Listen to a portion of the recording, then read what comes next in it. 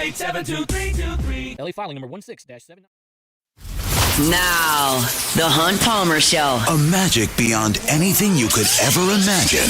You are now listening to The Hunt Palmer Show. Brought to you by Sagrera Farms on 104.5 ESPN Baton Rouge. Locking down the middle of the day. You really think that's the best idea? Live from the Raising Cane's studio. This is Hunt Palmer. It's quite a piece of work.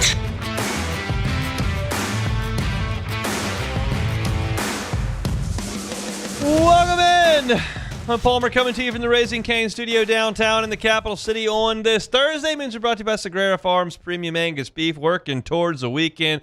Jordan Kitchens, Cassie Spazzali back there on the ones and twos. And on today's show, we got 2 hours, and we're going to hit on a lot of different topics. We're going to start with LSU baseball. Saints rookie minicamp coming up in 15 minutes. Joe Healy talking SEC baseball in 30 minutes. What does LSU need from the conference this weekend? Jeff Duncan wrote a piece on Alvin Kamara that was very interesting to read, so we'll talk Saints at the end of hour number one as well. The NCAA has apparently voted to extend the NCAA basketball tournament to 76 teams.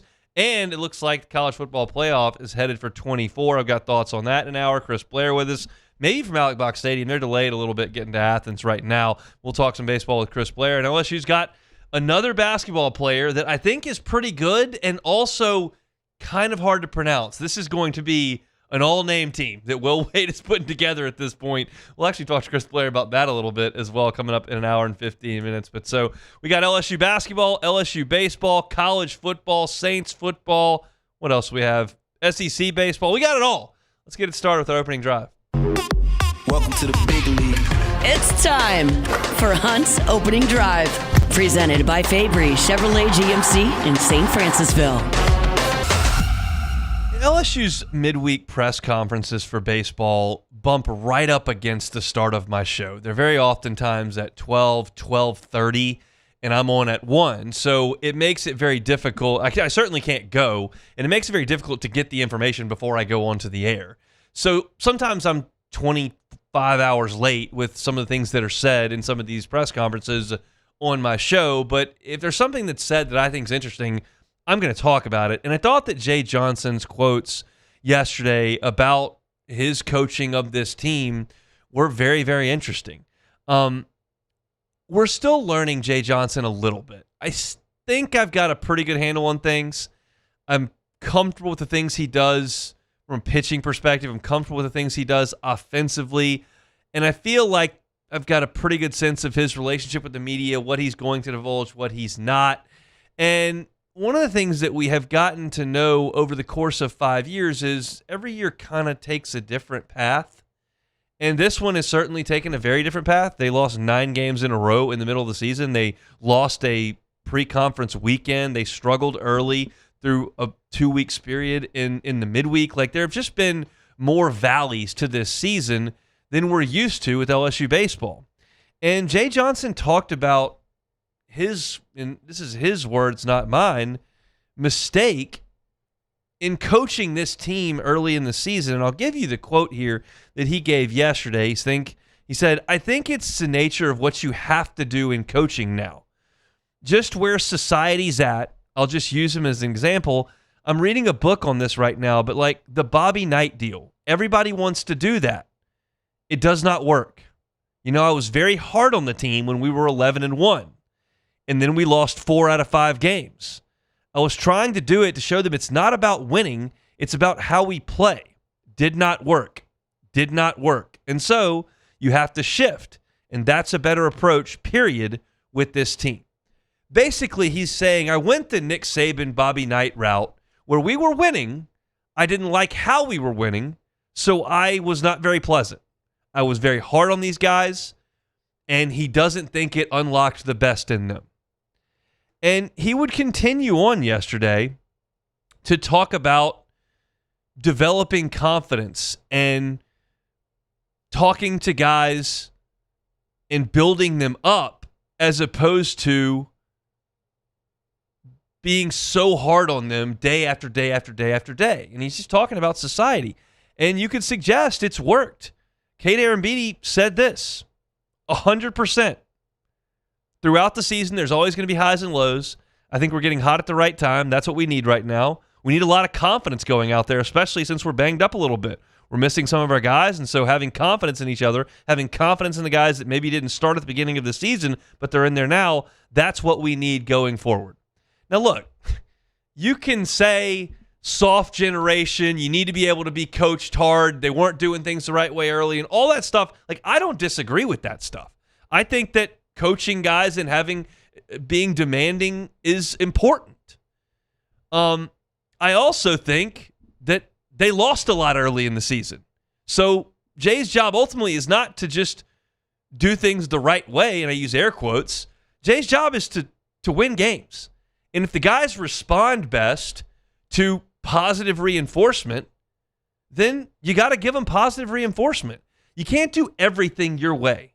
It's not 1951 anymore. Sometimes you need to do things a little bit differently. I'm listening to a podcast, a couple every single week, about the 2016 Cubs. And Joe Madden went in there and basically just said, hey guys, like, I'm here to talk. I'm here to help. I'm going to demand that you run to first base and respect 90 feet. I'm going to demand that you show up every day, but y'all need to do you. He had a saying, try not to suck. He had a saying, in terms of dress code on the plane, he had a saying that was like, hey, if you think you look hot, wear it. Like, it's just, you need to take care of yourself. I'll be here to communicate. And that's what Jay Johnson has kind of done with this group as the season has worn on. Like, I'll speak personally from personal experience. And this goes back to our personality traits where we did this Enneagram thing here in Guarantee. I don't respond to people yelling and screaming. I think that's a ridiculous way to function in society. Now, coaches do that all the time, and the football field is not really the same as the accounting cubicle. I'm well aware that they're different, but I think people that yell and scream and throw things and use profanity all the time and yell at people and demean people, like, I just don't think that's a way to function. It's the way a lot of people lead. I am all about building people up and having a positive mindset, and people think that's lazy and, kind of fly by the seat of your pants and whimsical, and not everybody sees things the same. But the point of that is not like what I think is right or what you think is right or what was right 50 years ago. The point is, like, Johnson's job is to coach these guys and to make them play the best they possibly can. And this group just needs a lot of positive reinforcement. And that's essentially what they're getting right now. And a lot of those young guys are coming up with that. And they're having to be in a spot where they haven't necessarily been. Like, Omar Cerna hasn't been in the 2-hole at LSU until a month ago. Jack Ruckert didn't think he was going to play this year. William Patrick probably didn't think he was going to get on the field as of April 1st. Mason Braun was a starter opening day, lost those jobs, and I don't think they thought they would be key cogs in this thing when you get to May, but they are. And Aaron Beatty talked about those guys because Cade Aaron Beatty was every bit the prospect all of these guys were. He was, by some metrics, by some evaluators, the top 3 catcher in the country in his class. And he got to LSU, and he sat most of the time. Now, he got his way into the lineup with Ianson in the middle of last year, and then when they got to the postseason, Hernandez played the whole time. But Aaron Beatty can help these guys deal with the expectation and deal with a little bit of failure, which failure for freshmen in college in the SEC is more prevalent than anything they've had in their entire life. These guys didn't really struggle as high school freshmen and sophomores. They were good enough to play right then more often than not. I can't speak directly to Mason Braun or Jack Ruckert's freshman year, and they may not have been on, but like even if they were on the freshman team or on the JV team, or they didn't. This is the hardest it's ever been. And so Aaron Beatty said there's definitely an expectation when you're coming to this school and this program. Just because they didn't start at the beginning of the season doesn't mean they should just go out there and not expect anything. They're all great players. They have tremendous talent. I'm not saying it'd be okay if they were going out there and striking out every single bat. No, but they're just going out there competing, and they're letting their talent and skill take over, and that's good enough. And I think that's kind of what LSU has gotten to. Jay Johnson said 3 weeks ago, the time for the speeches is over. You want to give a speech after you get your butt kicked at ULL and throw it all around the infield and walk everybody for the first 2 innings? All right. You want to give a speech when you can't score in Game 3 against Sacramento State and you've lost 2 out of 3 to Sacramento State? You haven't started SEC play. You want to get the players-only meeting together. Jay wants to go after these guys and throw some fiery punches. Like, sure, that may be a time for that. But ultimately, every message that could have been delivered for the first 6 weeks was delivered. And at some point, it's like, okay, we all get it. Like, you better go play better. We're not going to give a fire and brimstone speech. We're not going to have a players-only meeting. We're not having to come to Jesus like, here are the guys. Jay Johnson said 3 weeks ago, the freshmen are playing. They're not coming out of the lineup. Okay, go play. And it's very, very interesting to hear them talk about that. And Jay Johnson said in the middle of his press conference last night, or yesterday, I think we've taken the bullets, been dragged through the mud, head stepped on, all those things, and we're still alive. You know who's the best soldier? The best soldier is the one that's not afraid to be killed. There's literally nothing to be afraid of. So go in there guns blazing with a lot of confidence and play. If it's good enough, it'll be good enough. If it's not, it won't. There's literally nothing to be afraid of at this point for this team. And this is where I'll tie a bow on this. There's nothing to be afraid of because you were so poor for so long that the expectations that hover over this program 365 days a year aren't really there for these guys right now. They have an opportunity that's big, but the expectation, they sit in a team room every single day that we go into for press conferences that on the top of the wall has in huge capital letters, Omaha. There's a dog pile on like every wall of that player's area below the box. You walk into the receptionist area, dog pile from 2025. You walk into the team room, dog pile from 2009. You walk down the hallway, you see Warren Morris. Like, it's everywhere. There's an expectation when you get here, you will go to the College World Series and you will win. And that's what you show up on opening day. We start talking about Omaha. And I'm not going to shy away. I'm not going to stop doing that. That is what it is. But because this team faltered so many times in the middle of the season, their attitude changed. It did. It was no longer, oh my God, what is happening? We're not going to get to Omaha. That's not what happened. The attitude at this point is, hey, we're playing pretty good.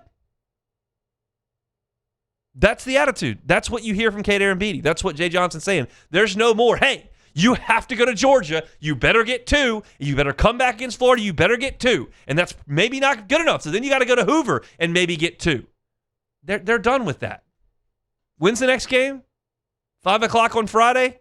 Foley Field? All right, what's up? We're playing pretty good. Who they got pitching? Doesn't really matter. We're scoring 6 a night. This is not really a conversation about right and wrong, the right way to coach, the right way for these players to think right now, the right way for them to think on February the 14th. This is not right and wrong. The fact of the matter is that this team is feeling loose, is feeling confident. The young players are feeling a little bit better. Arambidi's in the zone. Schmidt pitched decent last week. Jay Johnson is backed off, going nuts, and he's just going to come to the ballpark with a positive attitude and help those guys. If you follow John Eads from WAFB on Twitter, he tweeted out yesterday a video of Jay Johnson. I think he's having fun coaching these guys right now. And he might be. They played better the last 5 games. It's not right and wrong. It's just the situation this LSU team is in. And they might go to Athens and get absolutely pummeled for 3 days. They might. That is very possible. And then it'll be over but Hoover. But they might carry that attitude and mess around and win 2 games over there. And then all of a sudden, come on back, take a couple days off, wait for Florida to show up. That won't be a lot easier. But the quotes yesterday were not about Omaha. We're not about national titles. We're not about national seeds. We're not about players-only meetings. They were about, hey, we're comfortable, we're confident, we're playing better, we're getting hot at the right time. Let's go. So that's the team you're going to see on the field tomorrow in Athens. Whether it works or not remains to be seen, but I tell you all the time, I'm not a big press conference guy. I make a living talking about things that athletes and coaches say, but I oftentimes don't take a lot out of it.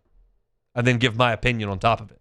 That's what I am really here to do. I think most of the time you're getting coach beat, half-truths. Will Wade's got a whole team assembled. He won't tell you who it is, okay? So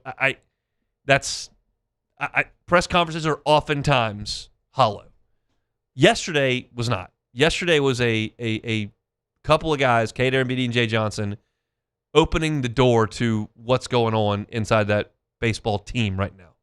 And every team will be different, and Jay will have to push different buttons. He's got this one playing a little bit better.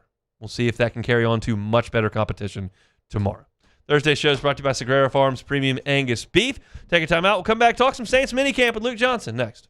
The Hunt Palmer Show. Fabry Chevrolet GMC. FabryChevrolet.com. FabryChevrolet.com. You want a new truck? GMC Sierra's up to $13,000 off MSRP. Chevy Silverado's up to $11,000 off MSRP. Had that deal running. Go see them. If your lease is about up or it's just time for a new ride, Fabry Chevrolet GMC is happy to help you out with that. They've got a wonderful customer service team. That's what the Fabry family has built this thing on for 35 years. They've been in this city for 35 years serving you, and that's why their reputation is as good as it is. They got this new point, Highway 61 in St. Francisville. Go by, take a test drive. Maybe it's a new SUV you're looking for. Tahoes, Suburbans, Yukons, Denali's, they've got them all at Fabry Chevrolet GMC. The entire inventory is online at FabryChevrolet.com. Take that short drive to St. Francisville and see them on Highway 61. Fabry Chevrolet GMC. After a decade of working in private duty nursing, I know how hard it can be to find compassionate care for the ones that you love the most. So I started Decision Critical, a premier concierge nursing agency, so we can take care of you wherever you are. Our highly skilled nurses provide exceptional care from the comfort of your own home with personalized packages for short-term, long-term, or even around-the-clock care. Visit us at decisioncriticalbr.com and give us a call today to get started. When it comes to choosing energy for your family and your home, make the smart choice with natural gas. You can count on efficient and affordable natural gas to keep you comfortable and reduce your environmental impact to help protect our planet. Together, we're fueling our energy future. Atmos Energy. At Bayou Automotive, we believe in a sales process that puts you first. We want you to experience an easy purchase with clear pricing and great service. Let Bayou Ford and Bayou Chrysler Dodge Jeep Ram be your trusted partners in finding your perfect vehicle. The crew at Bayou Automotive is going to do right by you. I'm Gabrielle McLeod on behalf of the Louisiana Propane Dealers. I have spent hundreds of hours preparing for scholarship competitions. That preparation paid off when I won the Fitness and Talent Awards along with the title of Miss Louisiana.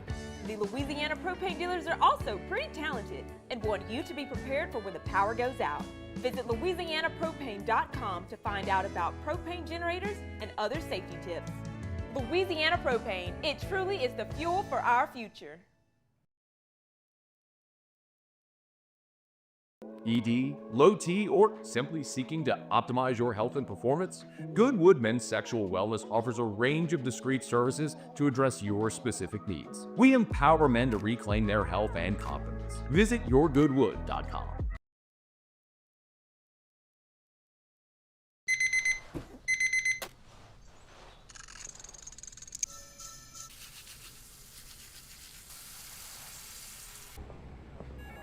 Sometimes you ignore the signs, even when they're right in front of you. Problem gambling isn't always easy to spot. Know the signs. Set your limit. Learn more about healthy gambling habits by visiting us online or text or call for free confidential help now.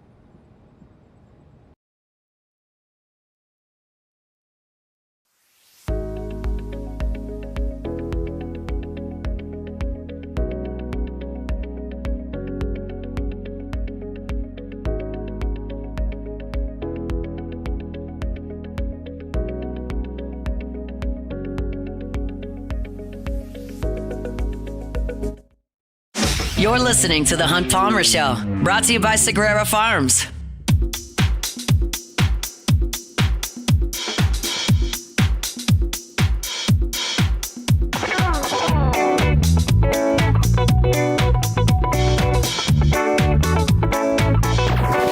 Father's Day is coming up, a little over a month away.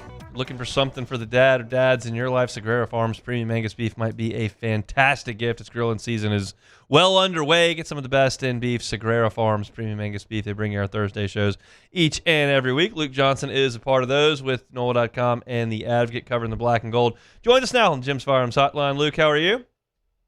Buddy, I'm doing great. Thanks for having me on, man. It's our pleasure. Saints Rookie Minicamp starts up tomorrow. Your interest level in that on a scale of 1 to 10? Yeah, I'll call it like a 7 right now because I haven't covered anything Okay. in months, but I'm gonna get out there and I'm gonna be like, Just a bunch of dudes in shorts and T-shirts running around, and I'm not really getting any sense of it. But I'm excited to see these guys. I'm excited to talk to them. Even if I don't think we're going to get a lot of real information out of this week. It's going to be nice to just kind of get back into the swing of things and to see what these guys look like filling out their uniforms. I've kind of thrown out some arbitrary numbers that don't really mean anything. It's just kind of how I felt. I thought out of last year's draft class, where the Saints organization was, they really needed to find 4 starters out of that draft class, and they may have done better than that. And I put a tag of 3 on this one before they ever made a selection. How do you feel about those 2 arbitrary numbers and their in that moving forward? I think if I would have gone into the draft, I think 3 is probably a number I would have landed on too. I don't know if they got 3 starters out of this draft, but I do feel like they're going to have at least 4 guys contributing in some way to this team. So even if they're not playing starter snaps, you're talking about guys who are going to be in rotation, who are going to be playing meaningful roles for the team. So in that vein, I'm talking about Christian Miller and Oscar Delp and Bryce Lance. I don't think any of those guys are going to be necessarily traditional starters. Maybe Christian Miller, but Miller, I think, is going to be an important piece of their defensive line rotation. I think he's going to get a really healthy number of snaps. He's a young, explosive guy on that D-line, and they don't have a lot of that outside of Brian Brzee. We don't know what Vernon Broughton's going to be like coming back from that season-ending hip injury last year. So I think he's going to be an important part of that, especially when it comes to defending the run. Yeah, they were, I think, better than people are giving them credit for against the run last year. I think they finished number 2 or 3 in the NFL in expected points added per play. Which for the nerds out there are going to know what I'm talking about, and the non-nerds are going to be what the hell ever. But that's a really telling stat. And I think that can kind of take away some of the, they were playing from behind, yada, yada, yada stuff. I think they were just a really technically sound run defense, but adding an explosive playmaker in there is going to help. I really like the Oscar Delp selection, and I went into the draft thinking they needed another tight end that was going to give them more of a kind of traditional role at that position. Because the 2 guys they have, in Juwan Johnson and Noah Fant, I think are solid tight ends in the NFL, but they're receivers first and foremost. In Juwan's case, he was literally a college wide receiver. So they needed an inline tight end, somebody to take the Foster Moreau and Jack Stoll role. And then they just got a supercharged version of that. He's 6'5", he runs a 4.49. You saw his highlight reel is just littered with explosive plays, running down the seam, catch and run, which is going to they're going to find a way to use that in this offense. But more importantly, he's a good player at the point of attack. He's a solid blocker already, and that'll allow him to run some 12 personnel and some 13 personnel, which is something they didn't do a whole lot of last year. When you're looking at some of the better teams in the NFL, the Rams, some of the better offenses, the Rams ran a ton of 13 personnel. The Buffalo Bills ran a ton of 22 personnel. This will create some avenues to do that and just get more creative with their formations. And then finally Bryce Lance, I think he's just going to have a role. I think it's going to be small. It's going to be limited, but I think there's some special things you can do, and they'll find a way to use them. And obviously, Jordan Tyson is going to be a starter. You mentioned a name that I wanted to bring up today because I just haven't talked about him at all in a year, and that's how long he's been with the organization. But you mentioned the hip injury. It's Vernon Broughton. There's an obvious connection there with Bo Davis. What can we expect from him? Are you expecting to see him at rookie minicamp? And what does he potentially add if he's right to that defensive front? Yeah, so I was really curious when I looked at the Saints put out their roster for who's going to be attending rookie camp, and Vernon Broughton's name wasn't on there. Okay. So I was a little surprised by it because they just didn't see a whole lot of him last year. He had a season-ending injury after the first game he played, but I know they still feel good about him. It's just he's still just a mystery. I think it took him a little bit to get his kind of legs under him last year, which is what you expect for a mid-round rookie defensive lineman. It's a very physical position. It's hard to whether you're a college freshman or a NFL rookie, it's hard to just jump in there and be super productive right away. but like I think he's still an unknown. So like he's going to be somebody I'm paying pretty close attention to when they go to their team OTAs and minicamp and then training camp, because look, they used a 3rd round pick on him, and all the guys they drafted behind him were contributors. Jonas Sanker and Danny Stutzman and Quincy Riley, like those guys played, and at times they played really, really well. So they could use something out of Vernon Broughton. I think it's just totally up in the air right now because we just haven't seen much of them. And let's talk about Brzee to kind of close that. He's obviously going to be rookie minicamp and well beyond that. But do you think there's still some progression left in his game, or is he kind of who he is at this point? Yeah, I mean, I think so. I think he got a lot better last year as a run defender. I think the switch to the 3-4 was really beneficial for him, just being a well-rounded player. But I think in this scheme, there's just less avenue for him to impact the game as a pass rusher than you would have if he's playing like a 3 technique in a 4-3 defense. So I think there's more than whatever he finished with last year. Off the top of my head, I think it was like 2.5 sacks. But I don't know if he'll ever be like the 8-9 sack guy that he was, his second year in this front. I think they're okay with that as long as he continues to be a more well-rounded player. When he's putting up those 8 sacks or whatever it was, 6.5 as a rookie, something like that. He was leaving a lot to be desired as a run defender. And if you're just like a situational interior pass rusher, there's a lot less of a market for that in the NFL than there is for a situational edge rusher. Yeah. So like it was important for him to take a step forward as a run defender. I think he definitely did. I think there's still more room to grow. I just don't know if the numbers are going to catch up to what he was doing earlier in his career. And last thing, your colleague Jeff Duncan wrote a little bit about running back and specifically Alvin Kamara today, talking about the lack of production and maybe the fall off in his performance and what that could mean entering the season. Do you have a feeling on Alvin Kamara's role in the team or future with the team, either one? I mean, my gut is telling me he's going to be back, and by July 25th or whenever they report for training camp, he's going to go up there and crack a couple jokes about how it was all overblown this summer, whatever. And I do think that I'm intrigued by what he can be with a better situation on the offensive line, with playing with a developed Tyler Shuck, with some better weapons on the outside, with a better feel from Kellen Moore what he can be, and frankly just taking a lot of use out of him. Right? I don't think he was ever supposed to be a guy who's getting 25, 26 touches a game, and I think his play suffered because of it. All that being said, I just don't know if he's ever going to look anything even remotely like he did at the beginning of his career. I mean, he's gotten a lot of wear and tear. His been injured just about every year. Some of it's nagging stuff, but that's stuff that kind of piles up.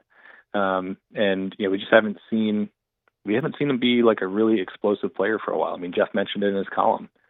Audric Estime had a 30-plus yard run last year, and AK's had one of those in like the last 1,000 carries he's had. Yeah. He's not the same player, but I think there's a chance that he can be a better player than he was last year, with a better situation around him, with Travis Etienne kind of taking over the lead back type of role. And maybe it's something a little closer to 2024. Look, he is not that far removed from a really good season. 2024, he had a career high in rushing, 1,600 yards from scrimmage. There's a chance it's still there, but it's harder to see it after what last year was, which was just frankly speaking, like easily the worst season of his professional career. And you start wondering about things when a guy's turning 31 in whatever it is, August or July. Enjoy getting back in the saddle tomorrow. We'll be reading over at NOLA.com and the Advocate Saints rookie minicamp tomorrow. Luke Johnson will be there. Thanks, Luke.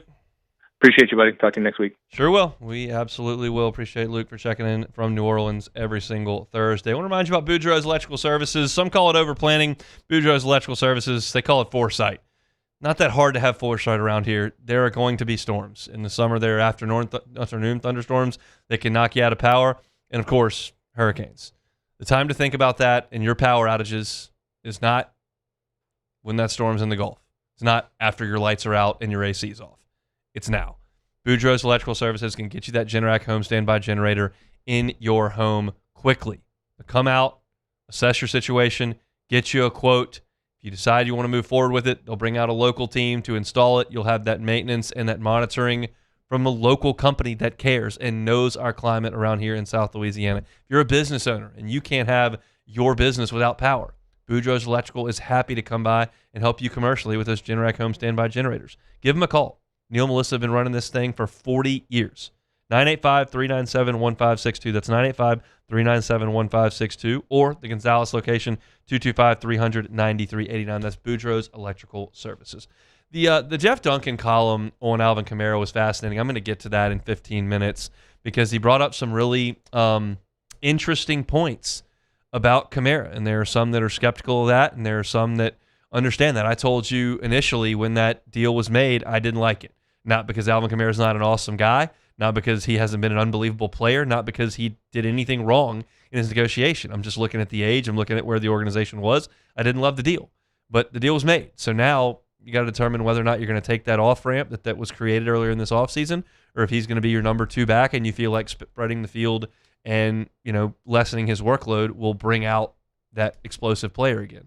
We'll talk about it coming up in 15 minutes. Joe Healy's going to be with us from D1 Baseball's SEC Extra Team. We're going to do that coming up after this break, talk about a wild SEC weekend to come. What does LSU need in terms of help? I gave my thoughts yesterday. We'll talk to Joe about that. The NCAA tournament in basketball is expanding. We'll talk about it. The college football playoff is going to expand. We'll talk about it. Chris Blair coming up in 45 minutes talking LSU baseball. So still plenty to do on this Thursday edition of the Hunt Palmer Show. The Hunt Palmer Show. Love getting by Marucci. Take a tour. Love to invite you to take a tour over at Marucci's. They'll show you where the official bat of Major League Baseball is made. They make 1,200 of them every single day. You can see where they're crafted, where they're stained, see where they're shipped off to the best players in the world. You can see and learn about the history that took this from a backyard shed to the official bat of Major League Baseball over the course of 22 years. And they also want to invite you to become a member over at Marucci. Be a member? What? Well, if you've got a youth baseball player, a youth softball player, it's kind of eating up with it, maybe their season's coming to an end, and they want to take swings in the cage. They want to take a chance to go in there and pitch in the weather-controlled area. You can do that 24 hours a day, 7 days a week if you become a member at Marucci. Key card access gets you right into the cages, right into the pitcher's mound, and your son or daughter can get to work. It's an awesome, awesome perk of being a member over there at Marucci. Go by and see him. Buy tickets to the tour at MarucciSports.com. Marucci. At Parrish, we bring the same commitment to your home that champions bring to the game. Do business with someone you know. Parrish Construction and Roofing. Parrish Construction and Roofing. ParrishBuilt.com. As a business owner, you're always focused on how you can improve the bottom line. Well, when was the last time you shopped your insurance coverage? Insurance Network of Louisiana can help. If you're a business owner, let my friends at Insurance Network of Louisiana see if they can find you better coverage for less money. They always offer exceptional customer service and partner with only the best providers. So check them out online today at lainsurance.net. After a decade of working in private duty nursing, I know how hard it can be to find compassionate care for the ones that you love the most. So I started Decision Critical, a premier concierge nursing agency, so we can take care of you wherever you are.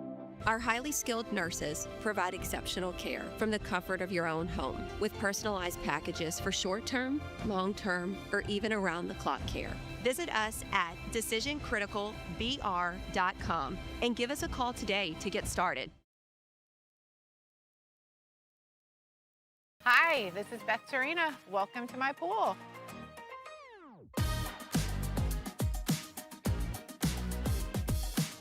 The first time I saw this beautiful pool, it exceeded every expectation that I had. They were able to get everything we wanted in this pool. It is a beautiful pool. We live out here, we eat out here, we watch TV out here. This is like our living room outside. We love this pool and everything about it. When we decided to build our pool, we called a great friend who is one of the best pool builders in the country in North Louisiana, and we said, who would you choose to build a pool in Baton Rouge? And without a hesitation, he told us Russell pools. He said their history, tradition of great builds, great pools was unmatched. So of course, who did we call? Russell Pools. The advice I would give to anyone looking to build a pool is first call Russell Pools. They'll do an incredible job. It'll be incredibly organized. It'll be time efficient. And you will have your pool in no time.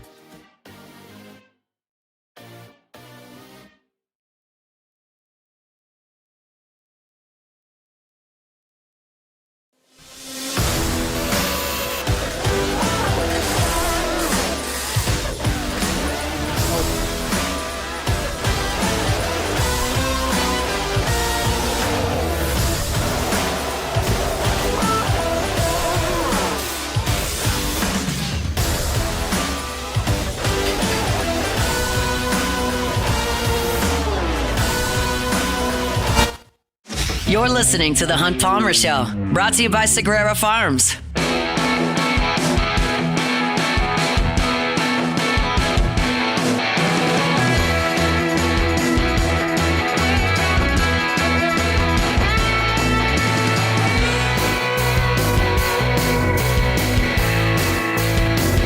Thursday shows brought to you by Sagrera Farms Premium Angus Beef. Always talk about some SEC baseball in this time slot with our guy Joe Healy, D1 Baseball's SEC Extra Team. Highway to Hoover podcast. Of course, Weekend Waypoints every Friday, Saturday, and Sunday as well. Joins us now on Jim's Firearms Hotline. Joe, how are you? Doing all right, Hunt. As if life wasn't busy enough with this time of year on the baseball diamond, I'm also moving this week. So if you don't mind, I'm gonna read my address off for the listeners if they want to come help. Okay. So grab a pen and paper real quick, listeners, and maybe you can come help me. I'm sure they'll be right there. I'm not planning on moving Yeah, for a sure. long time. That's just not a fun thing at all. But Godspeed with that. Let's talk some baseball.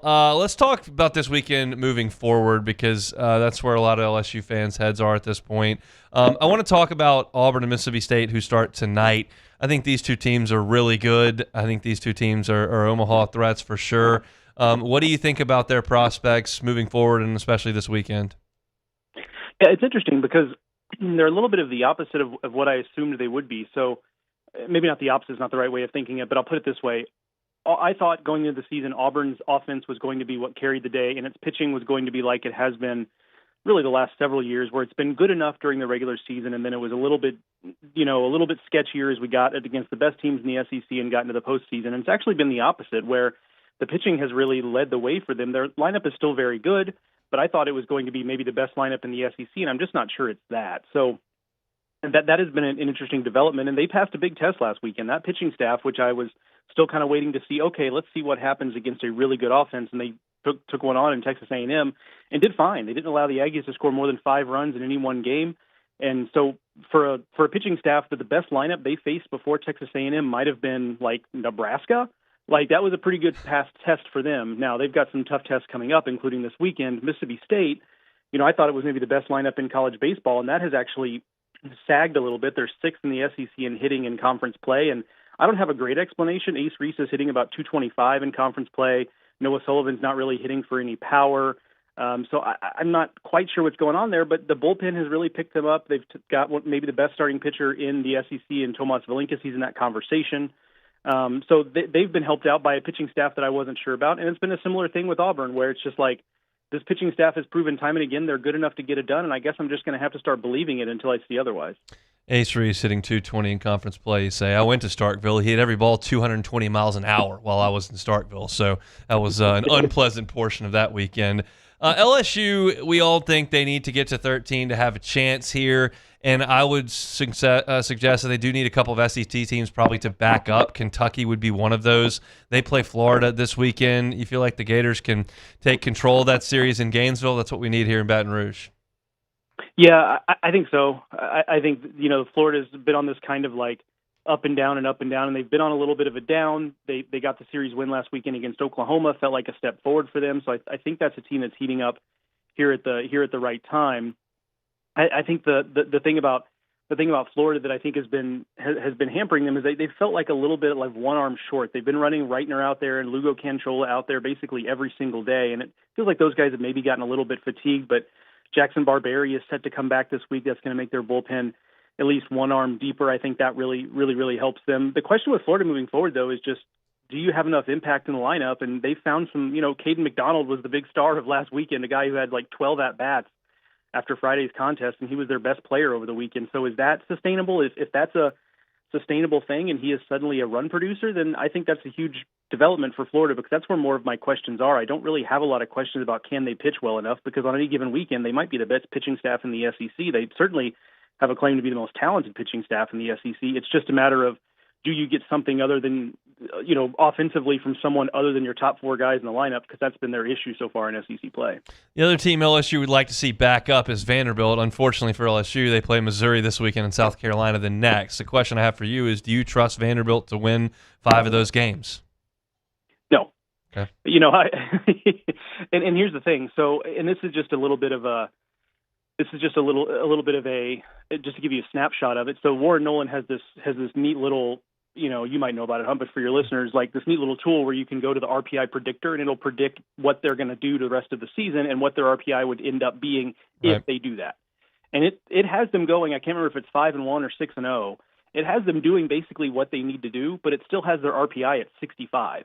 Now, that's not the only metric anymore. You've got the DSR, you've got the KPI, but I am not so sure. That would be a huge outlier throughout the history of college baseball if a team with a 65 RPI gets in. So I think it's one of those situations where I think they probably, even if they do go 5-1 or 6-0 over the last 6 games, which I don't really trust them to necessarily do, I think they still have work to do in Hoover. Now, Vanderbilt is a team that tends to do things in Hoover every year. They're kind of as consistent as it gets when it comes to SEC tournament performance. So maybe that's not the worst thing in the world for them to go to Hoover and feel like they need to get something done. But it certainly does feel like they are on a razor's edge right now, because even if and I'm just picking a number out of thin air, even if the DSR says they're 32 and KPI says they're 48, if they're 65 in RPI, is that going to be good enough that one metric says you're good enough? I'm not so sure. It looks, to me, you make me pick today, it looks like that regional streak for Vanderbilt's coming to an end.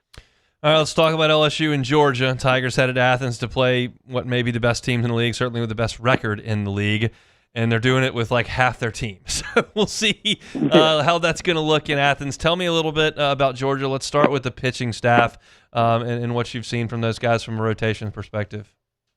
Yeah, Volchko has been he's their lead starter. Volchko has been a little bit of a different guy. At Stanford, he was a big-time stuff guy that didn't have command. And and this is where the difference between control and command is different. So he had control at Stanford. He didn't walk a ton of guys, but he didn't have a lot of command. It was a lot of middle fastballs, and even if you're throwing 98, if it's middle, guys will time you up. So that was the more of the issue for him, is he gave up a lot of hard contact for somebody who throws as hard as he does and has stuff as nasty as he does. Well, the command has gotten better this year. So he's a true Friday night guy for them. I think that's going to be a really tough matchup for LSU. The second day is a little more interesting because Dylan Vigneault is still on the mend. He's still coming back from he missed an outing. It was precautionary. It seems like we can take that at face value because he pitched last week. He only missed the 1 week. Sometimes you hear precautionary and kind of roll your eyes, but I think this is one we can take at face value. So he's back, but that's not as settled for them. I think you can get to him, and he's probably only going to throw 3 or 4 innings. If you can get him out of there earlier, I think you're in better shape. And the reality is they don't have a Sunday guy, Georgia. So you're in a situation where, hey, you know what, we're gonna have to play one of those rock fight games. And I'll give LSU this: like when they've gotten in rock fight games this season, they've done better than when they've had other types of games. Those are the types of games they've tended to thrive in, as games where, hey, we might have to win this game 9-8 and come back from 3 different deficits at multiple runs. That's kind of the thing that they seem to thrive on for whatever sadistic reason. So that's intriguing to me. So if I'm LSU, like, they've created a path here. It's just a matter of, like, I think if you're going to win this series, you're going to have to beat Volchko or Vigneault. Take your pick. Vigneault is a little more, I think, gettable at this point in time, but you're going to have to beat one of those 2 big arms to win the series. And offensively, it just seems like they just hit a lot of home runs. How do you pitch to Georgia? Yeah, carefully, I guess. Yeah, I mean, because the issue is they'll also take their walks. So, I mean, that's kind of the trouble. And one of the things that I think they're doing a better job of this year is that it feels like it's a team that isn't – it used to be a lot of home runs. It was a decent number of strikeouts, and it really wasn't a lot of plate discipline. It was – even if it wasn't strikeouts, it was a lot of, okay, you put that ball in play, but should you have really swung at that pitch? It's kind of the stuff like that. And they've really smoothed a lot of that stuff out. I think it's been a big difference in this year versus past years for Georgia. So they are a difficult proposition to pitch to at this point in time. Now, that being said, you know, they have had weekends where it just hasn't been that. Now, the pitching has kind of bailed them out, but it's not necessarily been the runaway. I think it is the best lineup in the SEC. It's them and A&M, but they have had weekends where you've been able to slow them down a little bit. So it's not like this is not Georgia Tech, where Georgia Tech has not for a single second in the ACC been shut down from a lineup perspective all season long. This is not quite that. So I do think there is a little bit of a window, but man, it is really tough. But I got to give LSU this in the big picture. They have created a path for themselves. If they can win this series in Athens against Georgia, then we can have a different conversation next Thursday between you and I about what the future looks like. But they've got to earn that right. That is correct. We'll see if they can do it starting tomorrow afternoon, Baton Rouge time in Athens. Joe, enjoy the baseball. Best of luck with the move. We'll talk next week. All right, see you, buddy. He is Joe Healy, D1 Baseball's SEC Extra Team. Sagrera Farms Premium Angus Beef brings you our Thursday shows each and every week. Y'all know about Sagrera Farms. I've been telling you about them for over a year now. Call Sean, 225-719-1723.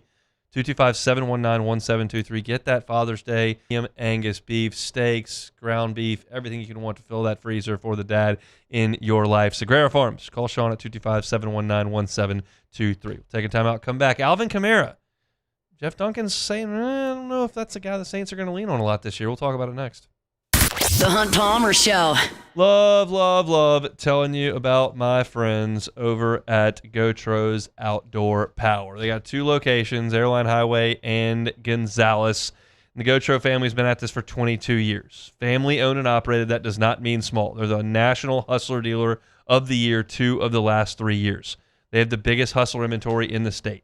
Biggest parts inventory in the state. So if you're looking for a new zero-turn mower, that grass is growing, you got a property to maintain, Hustler needs to be your brand. Gotros needs to be your stop. It's Gotros Outdoor Power. You can stop by 6 days a week. That includes Saturday where they're open for half a day. Go by and see them. They can get you behind the wheel of a new zero-turn mower from Hustler for less than $100 per month. Customer service, second to none. They'll send a trailer for you to get it dropped off. Parts are on the road 7 days a week. It's Gotros Outdoor Power. Gotros Outdoor Power. GoTrosOnline.com.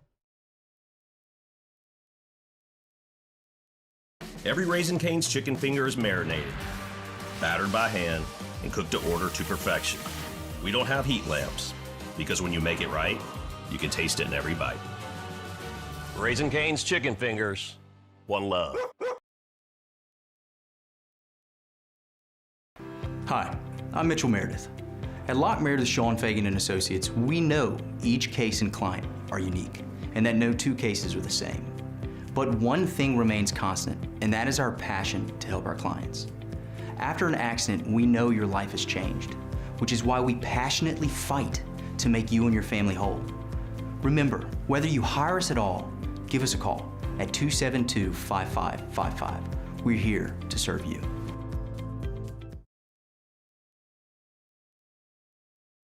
At Bayou Automotive, we believe in a sales process that puts you first. We want you to experience an easy purchase with clear pricing and great service. Let Bayou Ford and Bayou Chrysler Dodge Jeep Ram be your trusted partners in finding your perfect vehicle. The crew at Bayou Automotive is going to do right by you.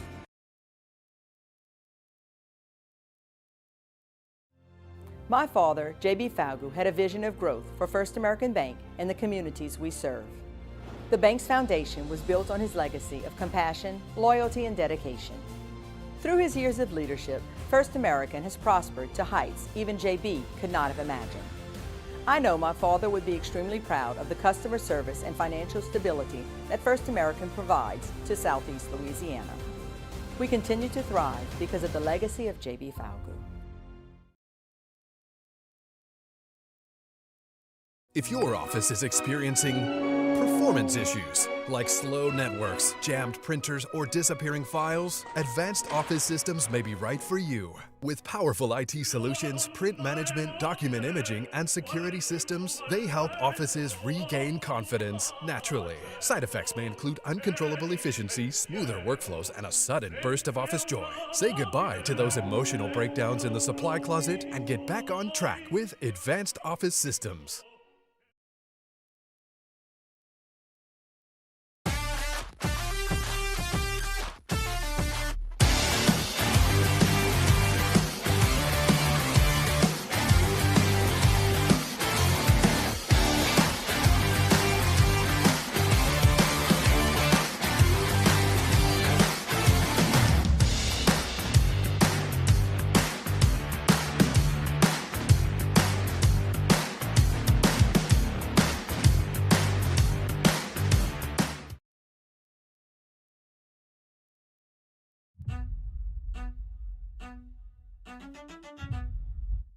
This is the Hunt Palmer Show, brought to you by Sagrera Farms.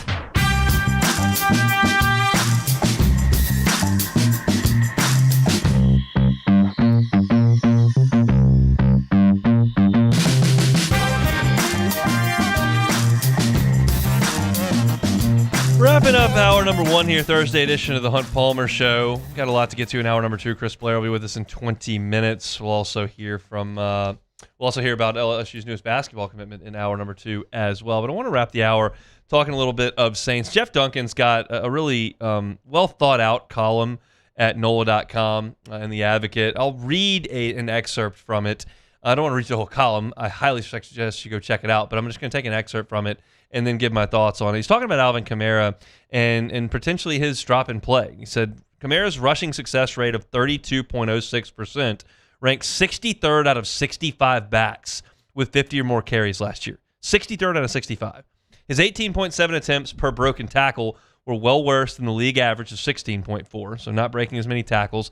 Ranked last among 49 backs with an average of 1 point yards after contact per rush, and 53rd of 58 in elusiveness. That's a Pro Football Focus proprietary metric that looks at the success and impact of a runner with the ball independent of the blocking.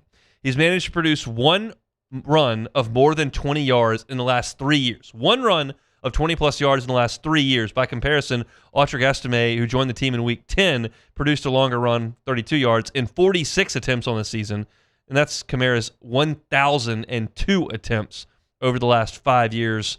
And then he says, to be fair, Kamara has produced 2 50-plus yard receptions during that span. So he's suggesting here that, Alvin Kamara is well below league average in broken tackles. His rushing success rate is almost dead last in the league. His elusiveness metric is almost dead last in the league. And this is a guy that the Saints are going to lean on potentially this year behind Achane, who they went and signed. And it's an interesting thought.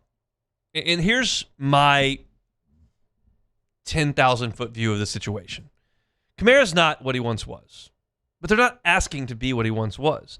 And all of those numbers that are compiled over the last 3 years for Alvin Kamara have been done in either awful offenses or behind shattered offensive lines.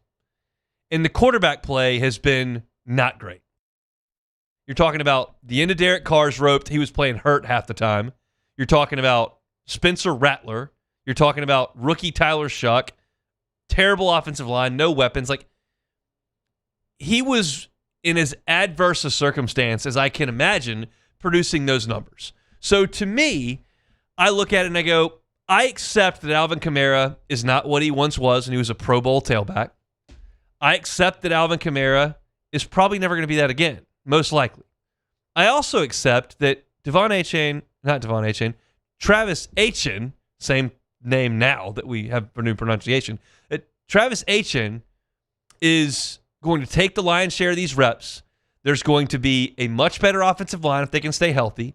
The field will be more spread because they have better weapons on the outside, and you now have to account for Tyler Shuck beating you if all goes well. And this is a far better circumstance for Alvin Kamara to work in. And so if you're asking him not to be an explosive back who rips off a lot of 30-yard runs, and not to be a guy who averages 17 carries per game, and not to be a guy who is running behind an offensive line that cannot block for a quarterback that strikes no fear in the defense, and you're asking him to be a guy who takes 7-8 carries a game and catches 5 or 6 balls a game, that's all of a sudden a much more manageable workload for a guy who is a great teammate, loves the city, has done everything right, and is just taking a reduced role. So yes, I fully understand that his play has dropped off. I think that there's a portion of that is because of Kamara and his age and his injuries, and a portion of that because of the circumstances he was in. You can run that sliding scale however you want. You want to put 90% on the team? Fine. You want to put 70% on Kamara? Okay, we'll quibble with that, and we'll probably learn as this moves forward this year. There are some that will be skeptical and will run to Twitter and suggest, hey, somebody in the Saints organization asked Jeff Duncan to look into this so that when they let Kamara go, there's not some sort of outrage. There is printed substance in the media as to why they've done that. I'm not going to run to the conspiracy table desk right this second. I'm just going to observe Jeff's column for what it is and give my thoughts on it. I didn't like Alvin Kamara's contract when they gave it to him. I did not like it when they gave it to him. Not with his age, not with where as an organization. But that's essentially water under the bridge now. Can he help this team right now? And I think the answer is yes, in a reduced role. You want to do the bell cow back? No. That offensive line gets banged up again and Shuck regresses? No. If the Saints are good on offense, Alvin Kamara will be a good piece to that good offense. That's what I think. So look at some Saints talk here on this Thursday. We will take a timeout for National Headlines and Sports Center. When we come back, expanded NCAA tournament, expanded college football playoff. How are we feeling about it? I'll tell you how I feel about it coming up next. The Hunt Palmer Show. Swing Easy Golf Club in Baton Rouge. SwingEasyGCBR.com. I was in Swing Easy Golf Club yesterday. Awesome spot. Hit some golf shots. Played 17 and 18 at Pebble Beach. Par 3, piercing through the wind, and then a long par 5 and at that draw tee shot and then try to hook one around there on the green. It's a lot of fun. I love it. They're cooking some things up over at Swing Easy Golf Club right now, and among them is going to be some league play. And we're going to get involved in getting you a free spot in that league moving forward. We're not ready to release the exact terms of that situation just yet. We'll get into that next week. But if you are interested in getting into league play at Swing Easy Golf Club, go by and see them. And pay attention to us here on the Hunt Palmer Show because we're going to put some social media content together, maybe a little competition to get a team qualified into scramble play for league play. It's Swing Easy Golf Club. They're on Seagan at Perkins. SwingEasyGCBR.com. At Auctioner, we know healing is a team sport. That's why we've partnered with world-renowned orthopedic surgeon Dr. James Andrews to create the Auctioner Andrews Orthopedics and Sports Medicine Institute. Whether you're a professional athlete or a weekend warrior, our team of specialists are dedicated to getting you back in the game. So whatever your reasons are for reaching your personal best, we've only got one. You. Auctioner Andrews Institute. Long live you.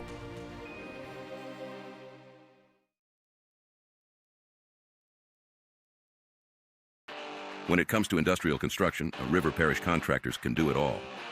Mechanical, structural, custom fabrication, specialized welding, and turnaround services. Strategically located in between Baton Rouge and New Orleans, we have the local team with the experience and commitment to safety to manage the most complex industrial projects. Period. Here's the deal. Partnering with us means your project is delivered on time, on budget, and most important, safely. River Parish Contractors, let's get building.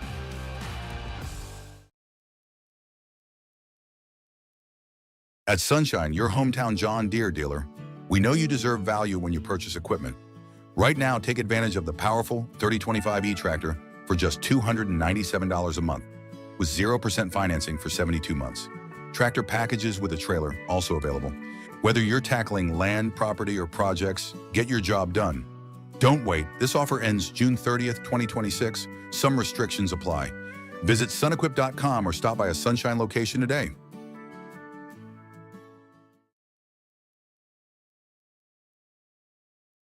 At Bayou Automotive, we believe in a sales process that puts you first. We want you to experience an easy purchase with clear pricing and great service. Let Bayou Ford and Bayou Chrysler Dodge Jeep Ram be your trusted partners in finding your perfect vehicle. The crew at Bayou Automotive is going to do right by you. Hey, it's Matt Moscona. Look, back pain can sideline you from the things you love. That's why I trust Dr. Kevin McCarthy and the team at the Spine Center of Louisiana. Dr. McCarthy doesn't just treat symptoms. He gets to the root of the problem. From advanced injection therapy to minimally invasive surgery, they've got the expertise to get you back in the game. With 5 locations across Louisiana, including right here in Baton Rouge, quality care is close to home. Call the Spine Center of Louisiana or visit spinela.com and tell them Matt sent you. As a business owner, you're always focused on how you can improve the bottom line. Well, when was the last time you shopped your insurance coverage? Insurance Network of Louisiana can help. If you're a business owner, let my friends at Insurance Network of Louisiana see if they can find you better coverage for less money. They always offer exceptional customer service and partner with only the best providers. So check them out online today at lainsurance.net. Supreme Jasmine is premium. This is SportsCenter. I'm Christine Lisi. A pair of game twos in the second round of the NBA playoffs tonight. Starts off from Detroit with the Cavaliers and Pistons, 6:30 Eastern, ESPN Radio. Detroit's up 1-0 and has won 4 in a row since trailing the Magic 3-1 in round 1. The other matchup, Lakers Thunder. Austin Reeves knows he has to be better for LA to have a chance at tying this series up in a game apiece. But Reeves isn't the only area of improvement the Lakers need, explains ESPN NBA reporter Dave McMenamin. The entire offense needs to take care of the ball better. They had 18 turnovers, leading to 20 points for the Thunder in game 1. And they also shot just 10 for 30 from deep, from three-point land. So if they clean up those things, they feel like their defensive strategy was pretty effective, particularly on the reigning MVP, Shai Gilgeous-Alexander. SGA with just 18 points in game 1. Knicks forward OG Anunoby, right hamstring strain, will be questionable for game 3 tomorrow against Philadelphia. NFL quarterback Aaron Rodgers expected to visit the Steelers this weekend, and he is likely to play for them this season, reports the NFL Network. Hey, it's Michelle Smallman, and coming up Friday, the Wolves split the first 2 games of their series against the Spurs on the road. But did Game 2 prove they can't win the series? It's on Sportsmanlike, 6 a.m. Eastern, right here on ESPN Radio, ESPN2, and ESPNU.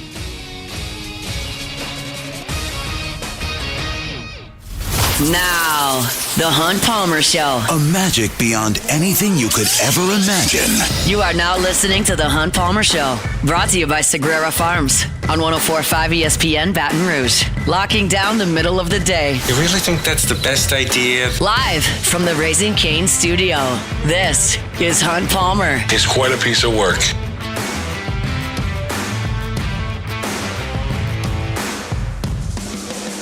Hour 2, Thursday edition of the Hunt Palmer Show, officially working towards the weekend. Appreciate you hanging out with us. Thanks for Joe Healy and Luke Johnson for jumping aboard in hour number 1. Chris Blair will be with us in 15 minutes talking LSU baseball as the Tigers head to Athens, Georgia to take on the Georgia Bulldogs. LSU's got another basketball player in the fold. We'll talk about that in 30 minutes.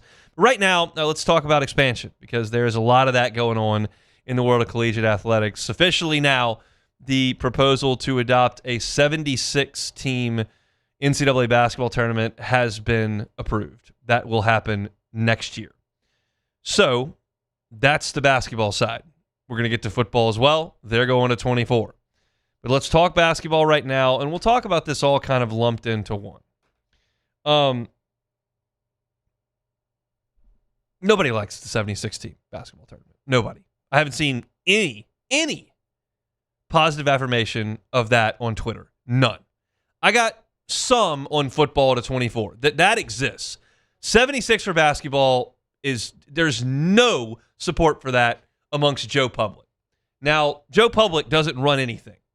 Who runs things are university presidents, athletic directors, coaches, television executives, and conference commissioners. They run things.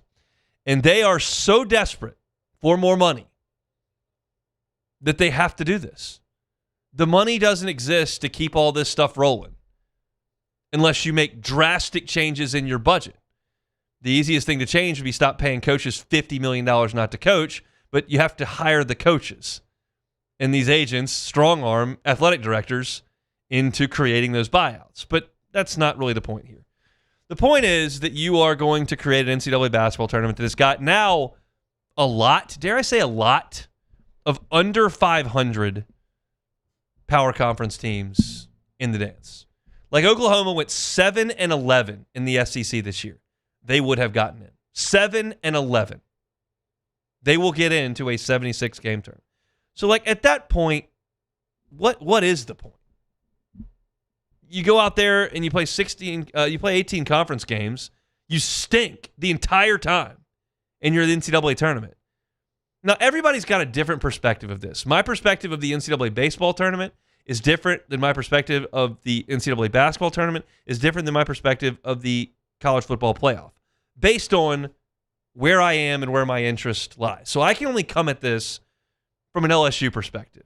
And to me, growing up, LSU making the NCAA tournament in basketball felt like an accomplishment. That felt like a big deal. It didn't happen every year. It didn't even happen often, I would suggest. Now, someone from Lawrence, Kansas is going to look at this a different way. Someone from Lexington, Kentucky is going to look at this a different way. But I thought that was an accomplishment. That is no longer an accomplishment. If you don't make the NCAA tournament, you were atrocious. Not bad, atrocious. You would have to go 5-12 in the league to be off the bubble in this thing.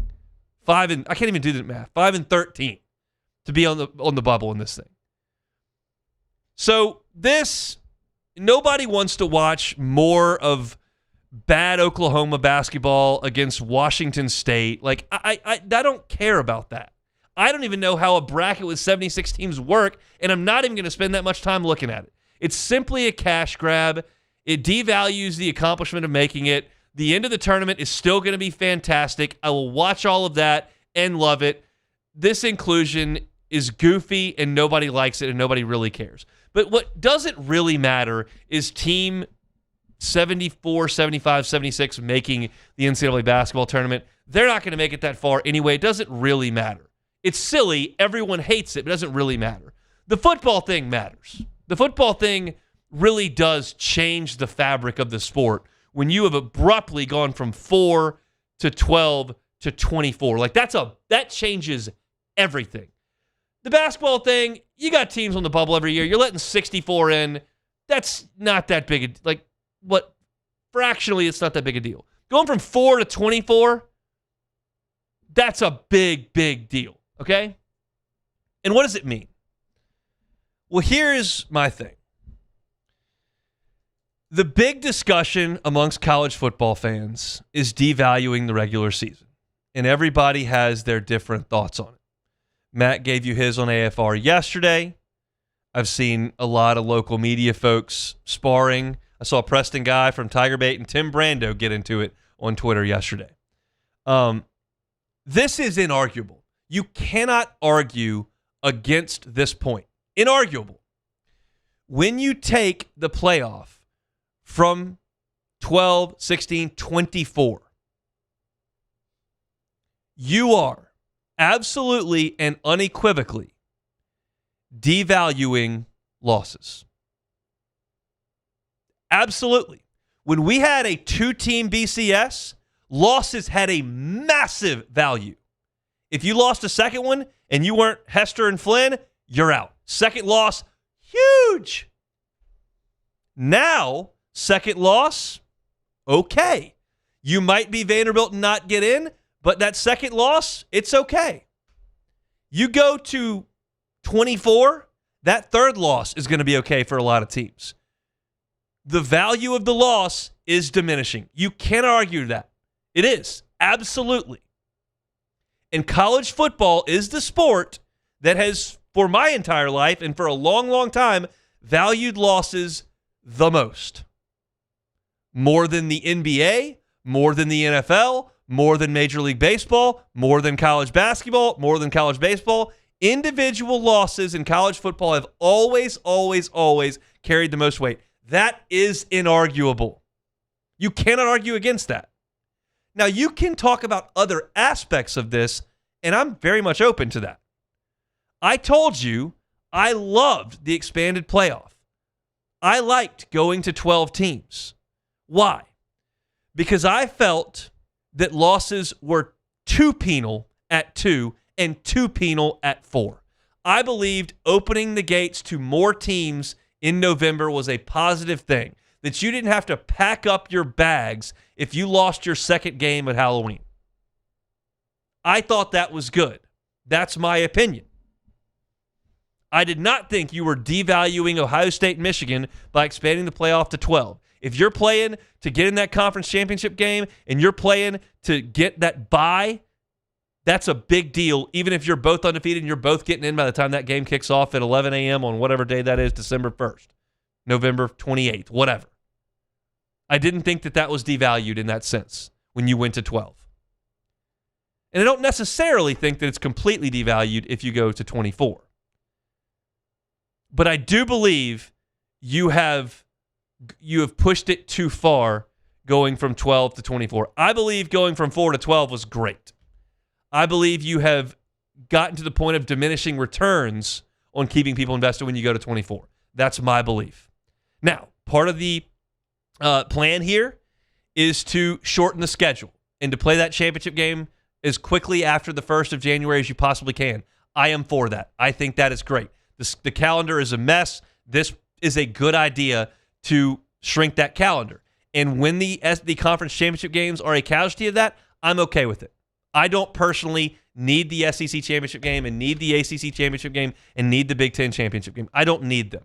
And what you do when you create them is you create an opportunity for another loss. You allow teams to play themselves into a loss. And that has always been a little bit flawed. Now, SEC teams have not traditionally paid too harshly for it. Yes, Matt Mauck crushed Tennessee. Absolutely. Yes, Alabama was on the brink as they picked their 3rd loss in the championship game, and we didn't know how that was going to work out. And it hasn't always worked out for the SEC, but more often than not, it has.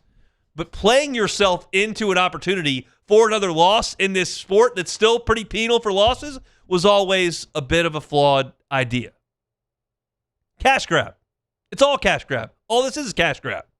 Now, I don't need to see the number 24 team in the country play football. Y'all know my feelings on this. Y'all know I have no interest in Tulane playing Ole Miss. I have no interest in James Madison. I don't even remember who went up to Autzen this year to play Oregon. Was it James Madison? Is that who it was? Yeah, it was James Madison. Awesome. I already forgot because they shouldn't be in the tournament.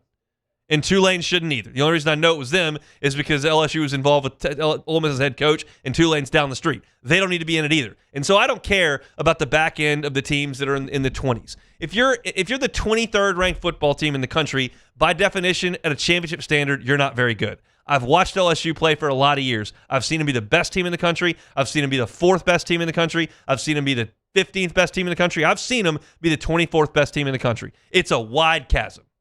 And this is a cash grab too. But I don't think it's ruining the sport. I don't. I think they've gone too far. I wouldn't move it, but I don't think it's ruining the sport. I don't think LSU and Bama in November is going to feel significantly different based on the general set of parameters that are around it. That loss might not hurt as bad, but that stadium's still going to be full. Those televisions are still going to be on. You're going to be locked in.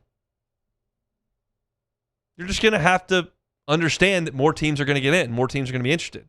Now, the thing I would push back on is this is going to invite a lot more coaches to schedule big-time non-conference games. Oh, you can lose more. You can schedule big-time non-conference games. Did y'all listen to Lane Kiffin? That man is not putting Ohio State on the non-conference anytime soon. He is not putting USC on that anytime soon. He's not putting Oregon on that schedule anytime soon because losses still do hurt badly, and you are under no obligation to schedule them. You can still, at this point, schedule wins.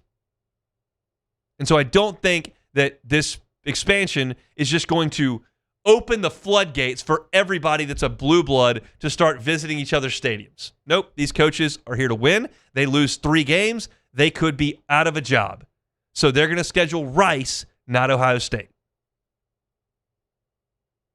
I don't like this, but I don't think it's ruining college football. And to suggest that, I think, is too much.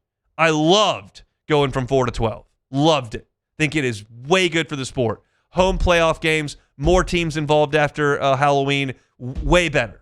You've reached a law of diminishing returns on your expansion by going to 24. But the fact of the matter is that all these athletic directors are chasing dollars, and they've got to have them because they can't, as soon as they come in, they go right back out.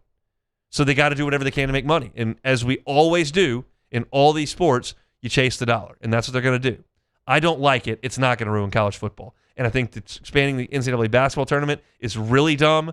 But again, it's not going to matter because once we get down to the top 32, 16 teams, we've got really good basketball in our hands. Just got to whittle out the bad Oklahoma. It could be LSU teams that don't really deserve to be there. They'll be gone in 2 days anyway. Silly, but they're just trying to make more money. Let's do it next. The Hunt Palmer Show. Lifetime Roofing, lifetimeroofingla.com, lifetimeroofingla.com. It's not just roofing. It is not just roofing at Lifetime Roofing. They also will help you out with your siding. They also will help you out with your gutters. They also will help you out with your windows. Everything on the exterior of your home, they can help you with at Lifetime Roofing. Anywhere throughout South Louisiana, over into Houston area, Lifetime Roofing is happy to come help you out. They've also got financing available, 0% up to 18 months. If you got a deductible you've got to meet, but you'd like to finance that as well, they can do that at Lifetime Roofing. As of January 1st, a lifetime workmanship warranty that covers the workmanship as well as the materials, and those are backed by Certainteed, one of the oldest and most trusted names in building materials. Need a new roof? Need gutters? Need siding? Need windows? Lifetime Roofing. Find them at lifetimeroofingla.com.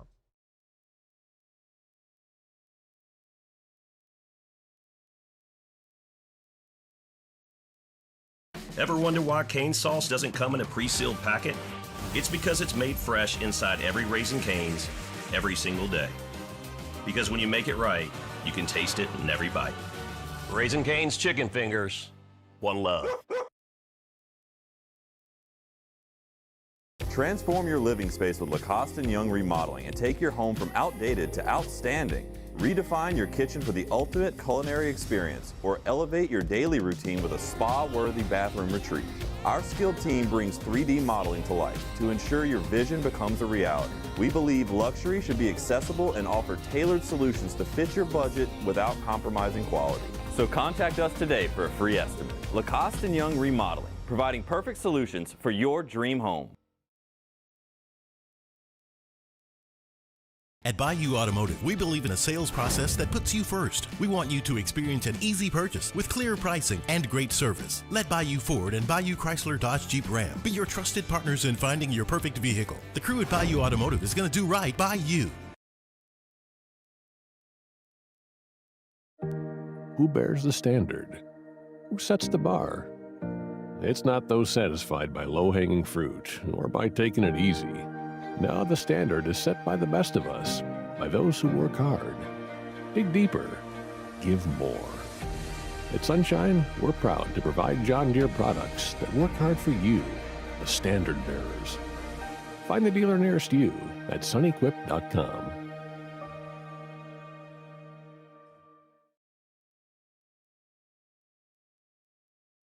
Men, age is just a number.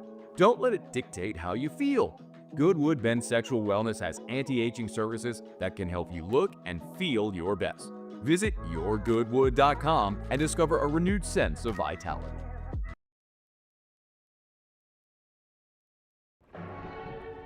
These are the luckiest ice cubes in the world. They could have been a thankless bed for an all-you-can-eat salad bar. But instead, they've been called upon to cradle and cool a crisp, refreshing Dos Equis. Looks like the lucky just got luckier. Dos Equis.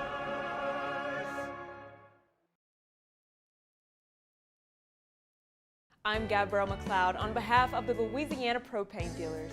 I have spent hundreds of hours preparing for scholarship competitions. That preparation paid off when I won the Fitness and Talent Awards along with the title of Miss Louisiana. The Louisiana Propane Dealers are also... You're listening to The Hunt Palmer Show, brought to you by Sagrera Farms.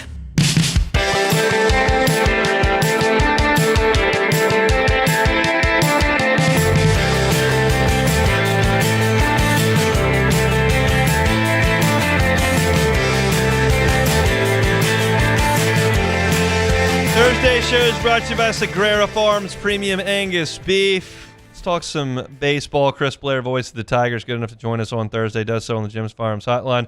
Chris, how are you? I'm good, man. Just getting ready to climb up on this plane, head to Athens. I'm not asking you to comment on any of this because maybe some of it's not official, but I just want to warn you that by the time that November rolls around, you're going to be dealing with Mohamed Diabate, Marcio Santos, Divine Ugachuko, and Saliu Niang. How are we feeling about pronunciations and the speed of a basketball game? Coach Brady and I've been working on them for 2 days now. I'm glad to hear that. You got like 8 months, so get it all tuned up over there from a voice perspective. Let's talk some baseball. Tigers win 3 against South Carolina and kind of kept their season alive. You think that was the best they played thus far? Yeah, I think maybe outside some of the early weekends, the tournament in Jacksonville, they played very well. And in fact, I asked Jay about it yesterday, and he was quick to point out, he said, yeah, by far the best 3 games, best weekend performance of the season outside of maybe that one over there in Florida. So, you get a sense he was very pleased with the way his team, approached the weekend. And, it comes down to, we talked about next man up mentality. Jay always talks about 1 game at a time, 56-game playoff. And that's really what I think this team is buying into over the last 5 games. Now, the question is, will that be enough with their talent to go over there, play better baseball in all phases, and get a win against the league-leading Georgia Bulldogs? We'll have to wait and see. We will. It's going to be incumbent on the pitching to do its job, and the starters have, certainly did a good job over the weekend. How do you feel about William Schmidt and his kind of emergence as now the new Friday guy with Case and Evans on the shelf? Yeah, I think, he knows now what he can do. That was exactly what the orders were against South Carolina. And, yeah, I understand the offenses are going to be different between the Gamecocks and the Bulldogs in a very small park in Foley Field. But, again, he knows he can go out and do it. And that's what he's going to be asked to be done again. Talking again with Coach yesterday, he loves the football analogies as the son of a football coach. And he said, that's the difference. If you look at the weekend, we were way ahead more times than not, 0-1, 0-2, 1 ball, 2 strikes. And he said that opens up the playbook. Thank you. So, again, I think he knows what to do. Whether you can pull it off, that's, again, why we play the games, they say. Certainly is. The offense has found a groove, especially with the freshman up top. Mason Braun has just been amazing at getting on base. You talked to Coach Johnson about Mason a lot. The coaches show back on Monday as well. What has he seen from the youngster to put him at the top of the lineup? Well, I think, I didn't look at it this morning, but he's fast approaching, he's getting closer to 500 on base percentage. Yeah. So, that's the job of a leadoff man. So I think that speaks for itself, not to mention the fact that not only has he been able to draw a bunch of walks because he's disciplined at the plate, we saw it on display Tuesday night, at least a handful, at least I know twice he got down 0-2 and worked both counts full and eventually got aboard by way of walk. So he's doing the job. Get aboard. I think you add the fact that he has kind of settled into that role, at least here of late, and then the production you're getting on the back half of the order with the guys who have been thrown into action, like William Patrick, Jack Rucker, Tanner Reeves. The fact that those guys are finding their way on base, Braun finding his way on base, suddenly you're getting to the lineup of Curiel, Aaron Beatty, and let's not forget Stephen Milam is on an upward trend at the plate. No question about it. I did a whole segment at the start of my show today about the attitude of this team and how Jay Johnson said that being really hard on them when they were 11-1 didn't really work, and you just got to kind of change your perspective. And Kate Aaron Beatty said they're playing loose, they're playing free, they're playing like they got nothing to lose. Like, how do you sense these guys are playing? LSU baseball players play with a lot of pressure no matter when they take the field, but it seems like they've got a little bit of a free and easy way about them right now.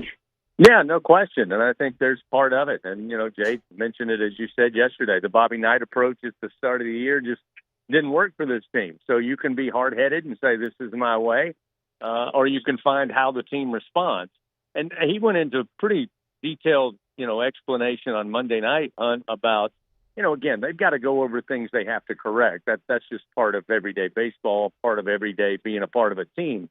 But he said, we're actually highlighting the things that they did correctly, or maybe things that were done correctly that didn't have huge impacts on the game overall, not necessarily big plays, but just being fundamentally sound, being in the right position to be either the cutoff man or, assist the cutoff man, things like that, that he kind of took approach to, like, this is what we need more of, guys. Great job doing this or that, calling out a guy. And he said the team has seemed to respond to that. So, I think he put it best, to be sitting here with 6 games remaining, albeit tough challenges with Georgia and Florida, who the Gators the only team, by the way, to take 2 from Georgia at home this year, that you have meaningful baseball to be played with those 6 games.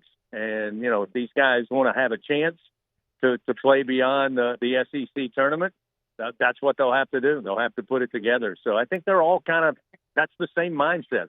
That's the sense I got waiting around for the plane today. We all hung out at the box from about 9:30 to 1:30 till we took off. And that's kind of the mindset. It is a loose feeling in the clubhouse. Well, I'll let you get to it. Enjoy the weekend in Athens and the baseball. Have some great calls, and we'll talk next week. let's hope we can get us some wins. That would be very nice. He is Chris Blair, the voice of the Tigers. You can catch him on the Jay Johnson Show coming up on Monday. It's a quick week for LSU next week. There's no midweek game on Tuesday, no midweek game in the last weekend of the season, but Florida will be in on Thursday as everyone in the SEC moves up a day for the final weekend of the regular season before everyone loads up and heads to Hoover that following week. So LSU and Georgia, they'll start tomorrow. Early start for the Central Time folks tomorrow. They'll be at 6 o'clock Eastern. So they'll start at 5 o'clock our time here in Baton Rouge. You can catch airtime over on the LSU Sports Radio Network at 4:30. It'll be Bill Franquez and the voice, Chris Blair, on the call. I joke with him there about the pronunciations of some of the basketball players. And we're going to get into that here in a second. Let me remind you of my friends at First American Bank and Trust, FABT.com. FABT.com is that website. They're local, and they've been local right here for 116 years. That means something. They're part of the fabric of our communities down here in Southeast Louisiana. Whether you're in St. Tammany or Tangipahoa, whether you're down the bayou in St. John, Lafourche, Terrebonne, whether you're near Baton Rouge, Dutchtown, Jones Creek, there's Branch and Metairie too. No matter where you are in Southeast Louisiana, there is a First American Bank and Trust nearest you. If you're looking for a commercial loan, First American Bank and Trust. Looking for a personal loan, First American Bank and Trust. Why? Well, they've got the resources you need with 25 locations, and every decision's made locally. That means something in our part of the world. You're not just a line item for somebody going over decisions in Atlanta. Right here in Southeast Louisiana, those decisions are being made. So you can stop in a branch nearest you today. If you're in Southeast Louisiana, there's one close. Or you can check them out online at FABT.com, FABT.com. We've covered a ton here. The Hunt Palmer Show. Oh, good. We can get to another live. Let's talk about Chevy. Talk about our friends over at Fabry Chevrolet GMC, Fabry Chevrolet GMC. FabryChevrolet.com is the website. Every car that's on the lot is online at FabryChevrolet.com. Look, you need a new vehicle for that summer road trip that's coming up. That's okay. They got you. They got you covered with that GMC Yukon. They got you covered with that GMC Denali. Or maybe it's a Chevy SUV that you're looking for, the Suburban or the Tahoe. They got you covered if you need new ride for that family vacation, headed to the beach, headed to the mountains, headed to the grandparents' house, whatever it may be. Go by and see them. You'll have a first-class buying experience there at Fabry Chevrolet GMC. Their customer service is second to none. That's why the Fabry family has been at this for 35 years. So check them out online at FabryChevrolet.com. The entire inventory is online at FabryChevrolet.com.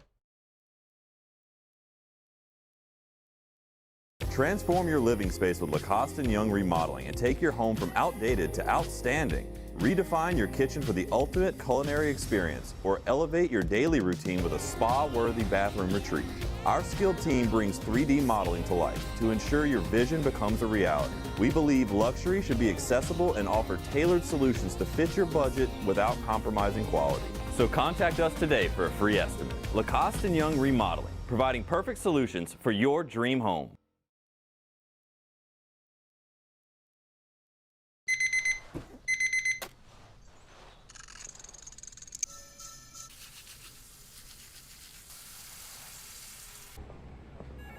Sometimes you ignore the signs, even when they're right in front of you.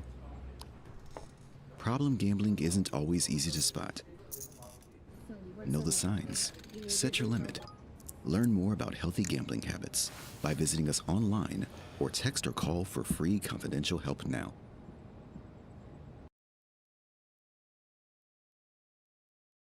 ED, low T, or simply seeking to optimize your health and performance? Goodwood Men's Sexual Wellness offers a range of discreet services to address your specific needs. We empower men to reclaim their health and confidence. Visit yourgoodwood.com.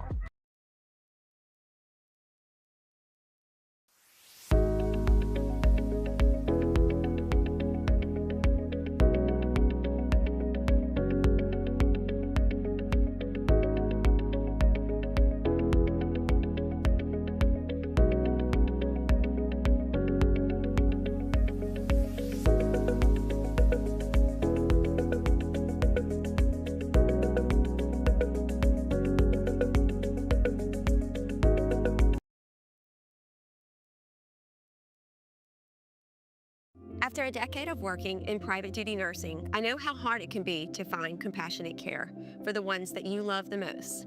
So I started Decision Critical, a premier concierge nursing agency, so we can take care of you wherever you are. Our highly skilled nurses provide exceptional care from the comfort of your own home with personalized packages for short-term, long-term, or even around-the-clock care. Visit us at decisioncriticalbr.com and give us a call today to get started.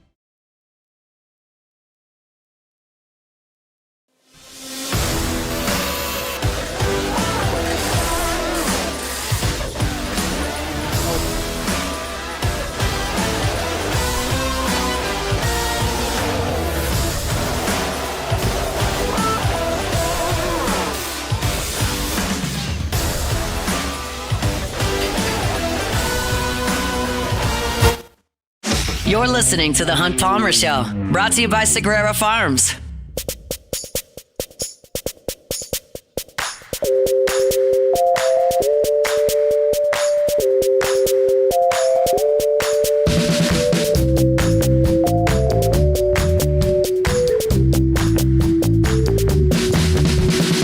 When it's time for steaks at the Palmer House, it's time for Sagrera Farms. Ribeyes, fillets, strips, had them all. They are fantastic. Time for burgers at the Palmer House. It's time for Sagrera Farms because their ground beef is just better than anything that you're buying wherever it is that you're buying your local. Talking about beef that is prime every single time. Every single cow on that pasture, you're talking about a 3-year journey. It's genetically mated, premium cattle, raised on grass, finished on grain, dry aged 45 days for incredible tenderness, incredible flavor. Marbling's fantastic. It's just different. You're probably paying premium prices wherever it is that you're buying your beef right now. Are you getting a premium product? Do you know how many DNA are in that pack of ground beef? Do you know that there weren't improper use of antibiotics or steroids? Do you know where it came from? You don't have to ask any questions at Sagrera Farms, and the product is going to be fantastic. So call Sean Sagrera, 225-719-1723. 225-719-1723, and change the way you buy your beef. Change the way that your dinners are at home. Palmer family's done it, and we are not going back anytime soon. It's Sagrera Farms. They bring our Thursday shows each and every week. All right, so Will Wade is adding to his roster. Day by day, maybe. We'll see. The first to happen was Mo Diabate from Kentucky. He comes over. He's a long wing who can do some slashing, but is a defensive menace, a high-energy player, a great rebounder, guy that's been in the NCAA tournament 3 times. Like, that's Mo Diabate on the perimeter. Then we told you about Marcio Santos yesterday. He's Brazilian-born, 6'9", skilled three-point shooter, pick-and-pop threat, great cutter, great mover without the basketball, 23 years old, can finish around the rim. Not a super athlete. I compared him in my my portal profile on LouisianaSports.net to Darius Days a little bit. Good length, good athlete, not a great athlete, good shooter, pick and pop, threat at 5 feet and in. I think that's a comp that's reasonable for Santos. The first guard ad today was from Michigan State. Now, I'm going to nail this name because I've looked it up, but I have to make sure I'm focused to do it. I can't just go right off the cuff. Divine is the first name. We got that covered. Divine Ugachukwu. Nailed it. I'll get there. But for those scoring at home, you've now got Mohamed Diabate, Marcio Santos, Divine Ugachukwu, and potentially Saliu Niang, who's not involved yet. This is going to be one whale of a team to pronounce for Chris Blair and John Brady. But Divine Ugachukwu is a very intriguing prospect. He's from Texas, and he's 6'3", 190 pounds. He was a 3-star recruit, signed with Miami. He was on the Miami team that Jim Larinaga quit on right at the beginning of the season. And that team was going nowhere fast. They ended up going 0-10 to start ACC play. But he got a lot of experience on that team as a freshman. He played in 28 games, had 16 starts, averaged 20 minutes a game. And his numbers weren't flashy. He shot 43% from the floor. He was really bad from 3 as a true freshman. Shot 6 of 34 for 18%. Was only a 51% expected field goal percentage shooter from the free throw line. 63%, not great. But he played a lot as a freshman. So he transferred out of Miami because Larinaga had left, and he went to Michigan State this past year. And he carved a niche as a starter, as a sophomore at Michigan State, who was a top 10 team for a lot of the season. He played in 22 games. He had 12 starts. And then in early February, he had foot surgery, and he never came back. But he made some improvements at Michigan State. He shot 51% from the floor. He shot 44% from three-point range, 19 of 43. So he was 18% at Miami, 44% at Michigan State. Now, the free throws were still not great, 56%, but he also had 34 assists, got in there for 9 steals, 3 blocks. I watched the highlight tape, and I realized that's a highlight tape. This happened about an hour before my show, and I decided to dig into it and got as much as I could before I had to go on the air. He looks to me like a pretty instinctive player. He gets his hands in a lot of passing lanes. He's got really good length on the perimeter. He's 6'3", but he's got long arms. He's a really good athlete. You'll see him get out in space. He throws down some huge transition dunks. He's capable of putting the ball on the floor and getting to the rim. And he shot it great in a very small sample size at Michigan State. You can get hot for a couple of weeks if you only play as a starter in 12 games and then get hurt. So I'm not here to tell you he's a dead-eye shooter. You bring in a guy that shoots 44% from the floor, you're thinking, from 3, you're thinking this guy is dead-eye. I'm not willing to go that far. He might be. He might have found something. Put in work. Izzo's a great coach. That's a great program, great culture. He may have found something. But I'm not quite ready to tell you that. I do think this is a good addition. When I look at Diabate, who is a really good defensive player on the perimeter, and I look at Divine Ugachukwu, who looks to be a really solid defender on the perimeter, and then if they can get Saliu Niang, who is also a freakish athlete with really long arms, who can play the 3 or the 4, that's another long and elite defensive athlete. These guys fit a mold that I think Will Wade is looking for.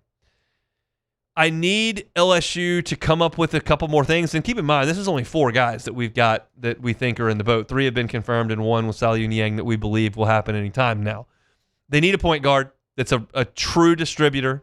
They need a shooter for sure. They need a 5 that can get in there and be physical. Right now, they've got rangy wing players. Diabate's a rangy wing. Niang's a rangy wing. Divine Ugachukwu is a rangy, probably 2 guard. They're going to list him as a combo guard. I don't know if he's ready to run the point or not, but he's certainly not like a distribute first point guard. And then Santos is an offensive player, not necessarily thought of as a very good defender. So they have some missing pieces, but you can see some of the pieces Will Wade is adding here with length, athleticism, and defense. You have to defend. You just have to. And one thing we know about Will Wade is that he has coached elite offensive teams at LSU and elite defensive teams at LSU. He coached an LSU team that didn't shoot the ball very well from 3. He just coached an NC State team that could fill it up from 3. He's pretty good at coaching to his personnel. Now, oftentimes they have had some holes. That SEC championship team that went, I think they were still playing 16. Maybe they were at 18. They went 16-2. They were at 18. 16-2 and won the league outright. They didn't have a lot of holes. They had Waters running the point. Skylar was fantastic. Then you had Naz Reid, who's an NBA guy. Cavell Bigby-Williams, who's an athletic 5. You had Days. You had Javante. They had a lot of what you were looking for on that team. Marlon Taylor was on that team. But then there were some teams that had some flaws. Like the Javante team that had Cam Thomas and Trendon Watford. They could score with anybody. They couldn't defend anything. And the next year you came back and you had Xavier Pinson, and you had Eric Gaines, and you had Brandon Murray, and you had some guys that could really defend, and they switched everything, and they were really good defensively, but they couldn't score. Like they just weren't. They couldn't shoot. Pinson wasn't a good shooter. Gaines wasn't a good shooter. Murray wasn't ready to score at that point. Like they just weren't a good scoring team. Tari Eason was the best offensive player they had on that team, and he just kind of did things because he was an NBA guy, and he could make scoring opportunities. But he's trying to fit pieces together. And you're seeing some of those pieces come to fruition. Now, Ugachukwu that comes in, like he had a big game against Penn State. It was his first game as a starter. He was 5 for 5 from three-point range and scored 23 points. That's a great offensive day. And I think he can do that at times. Do I think that's his game? No, I don't expect him to shoot 44% from 3 at LSU. If he does, that's awesome. But I don't know that I'm going to expect that. But I do think you found an athletic, instinctive good defender on the wing, got a chance to shoot it pretty well, and is a third-year college player that has been recruited by two great coaches. Jim Larrañaga is a great coach. He recruited him to Miami, even though he didn't coach him. And, of course, Izzo's Izzo. So you like that part of the pedigree as well. I checked some of the mentions when he went into the portal. I didn't see anything like super interesting. When Diabate entered the portal from Kentucky, the Kentucky fans were extremely complimentary of him. That didn't happen with Michigan State. And it was a short sample size, and he was maybe out of sight, out of mind the last month, because he missed starting in the middle of in early February. So he missed that through the Michigan State's couple wins in the tournament. But it's filling out, and I think Will Wade was telling the truth the other day when he said, we've got 7 or 8 guys. And like I saw on my algorithm, like fed me something on Instagram of these 2 guys that are NC State guys. It's this Triangle podcast, and they were dissecting Will Wade's interview with Jeff Goodman, and none of it was like, oh, he probably has some good players. It was all like, oh man, this guy, like he looks so tired, and he's got his timeline wrong with the extra from NC State. There's just so many sour grapes. It's just eerily similar from what you saw from Oxford when Lane Kiffin left. But it's a basketball roster that is so far away from completion, but we are starting to see some pieces of it, and I think that's a very, very good thing. And I think this is a quality ad. They need a shooter. They need a point guard who's a dog, and they need a 5 that can go down there that's 6'10", 255. You need that. So they don't have any of that right now. They've kind of got some fringy guys, wing players, one-dimensional offensive players. They need some more, but that's coming. And Will Wade says that they're going to be a top 15 team talent-wise in the country. I'll say this. I love Will Wade. I'm glad he's the coach of LSU basketball, and I think he's going to win a lot of basketball games here. It would surprise me if I looked up on February 14th and LSU was in the top 15. That would surprise me. I'm not saying I'd be stunned. I'm not falling out of the floor. I'm not making some lavish bet like I'd get a tattoo on my forehead. I'm not going nuts here. It would surprise me if LSU was a top 15 basketball team in the middle of February. I'd love it, but there are a lot of really good basketball programs that are usually in the top 15, and LSU being in that breath right now just feels foreign. We'll see, but I'll keep updating you. Got a portal profile right now at louisianasports.net. It's profiling Marcio Santos. I talked about him yesterday, but if you want to know about his game, you can check that out at louisianasports.net, and I'll have those coming as the commitments continue to pile up here for LSU basketball. But the latest today, Divine Ugachukwu.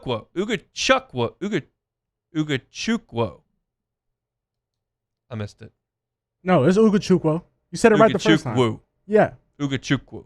I had it right the first time when I focused. Yeah, exactly. I just tried to say that one, and it didn't work. I'm going to have to look at it and think about it. Ugachukwu. We can get there, and we will get there. But look, Mohamed Diabate, Marcio Santos, Divine Ugachukwu, and Saliu Niang is not exactly a picnic on the mic. I'll tell you what, you'll learn his name way faster if he's hitting threes. That's right. And look, here's the deal. If Will Wade wants to go get a point guard named Anthony Johnson, that's fine with me. I would be in support of that. Yeah. Michael Smith sounds like a hell of a shooter. You're right. Go get him. Every team needs a Tootie Johnson, Puff Rogers. Yeah. We'll see. If he wants to get somebody that plays like Tremont Waters, I'll take that too. I miss those days.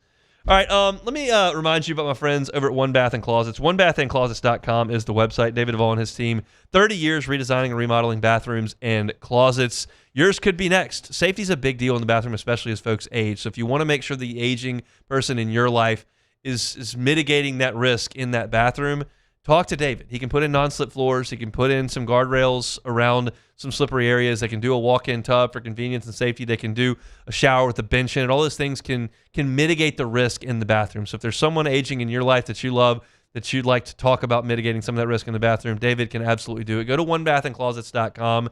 Check for that free consultation. Look at the pictures. They're fantastic work. They'd love to work with you in One Bath & Closets. Been at it for more than 30 years. One Bath & Closets. Find it online at onebathandclosets.com. All right, we're closing up the show here on this Thursday, brought to you by Sagrera Farms Premium Angus Beef. Been a busy one. Got some news. I don't know if I would call it breaking news, but there is a little bit of news from Wilson Alexander, who's with On 3 now, on Sam Levitt. We'll do that, and then some Take It or Leave It next. The Hunt Palmer Show. Highland Insurance Group, HighlandIG.com, HighlandIG.com. Storm season is coming. You got to be prepared. And there are a lot of things that are complicated about a property policy that maybe you may not be aware of. If you just made sure that your renewal was at the lowest possible price and signed off on it, second set of eyeballs might be good this time of year. The Highland Insurance Group is happy to help you with that. They are experts. They have dozens of property carriers they're contracted with. So, one, they can shop for the best price if you're looking for that. Two, they can make sure you're covered. Make sure your deductible is right there in line with your risk appetite. Make sure that your deductible is properly rated. If it's a named storm, if it's just wind and hail, got to look at that.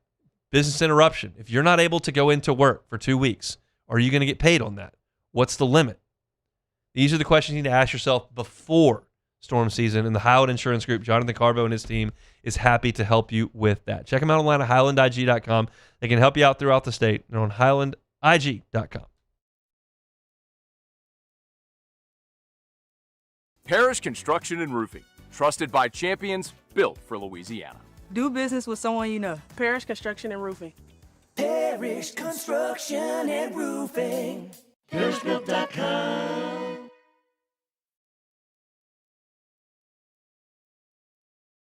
Hi, this is Beth Serena. Welcome to my pool.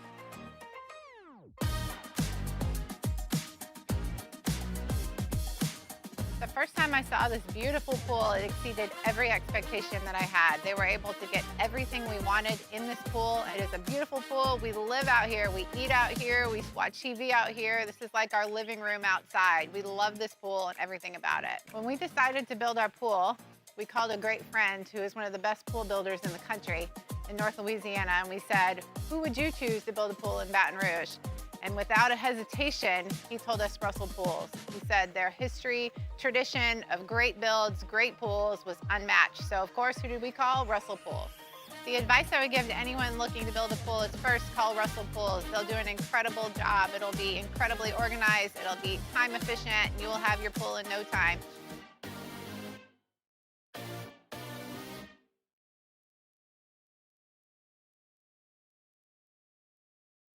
If your office is experiencing performance issues like slow networks, jammed printers, or disappearing files, Advanced Office Systems may be right for you. With powerful IT solutions, print management, document imaging, and security systems, they help offices regain confidence naturally. Side effects may include uncontrollable efficiency, smoother workflows, and a sudden burst of office joy. Say goodbye to those emotional breakdowns in the supply closet and get back on track with Advanced Office Systems.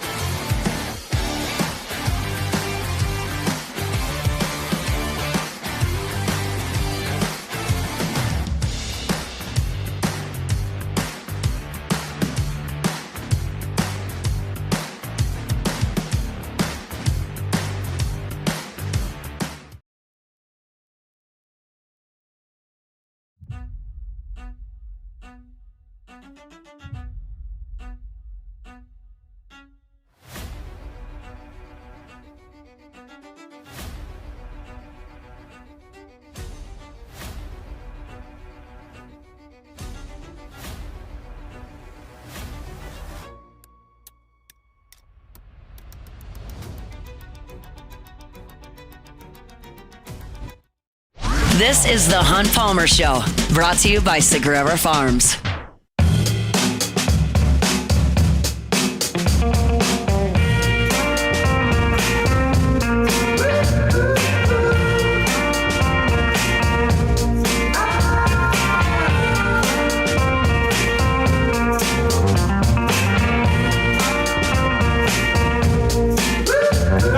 Let's close things up here on this Thursday. Hope you all are staying dry out there. Kind of a nasty morning here in the capital city. Forecast just not great over the weekend. Just not super awesome, but that's okay. Tigers are headed out to Athens, so we'll see if hopefully things are a little bit better in the Peach State.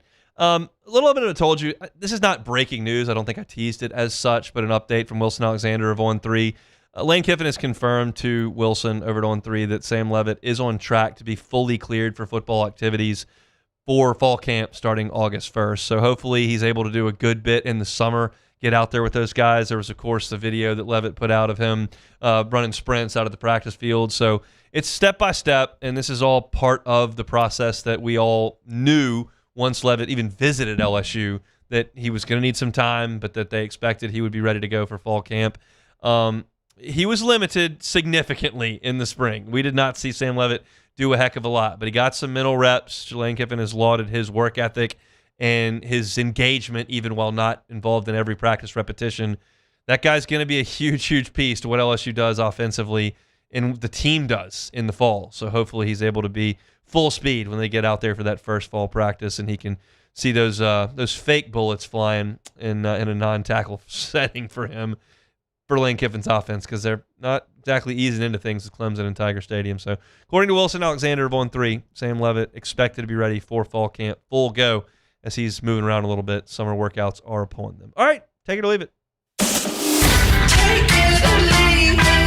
Take it or leave it. Take it or leave it. Today's hottest stories in sports, news, and sometimes even Hunt's life. The question is, will he take them or leave them?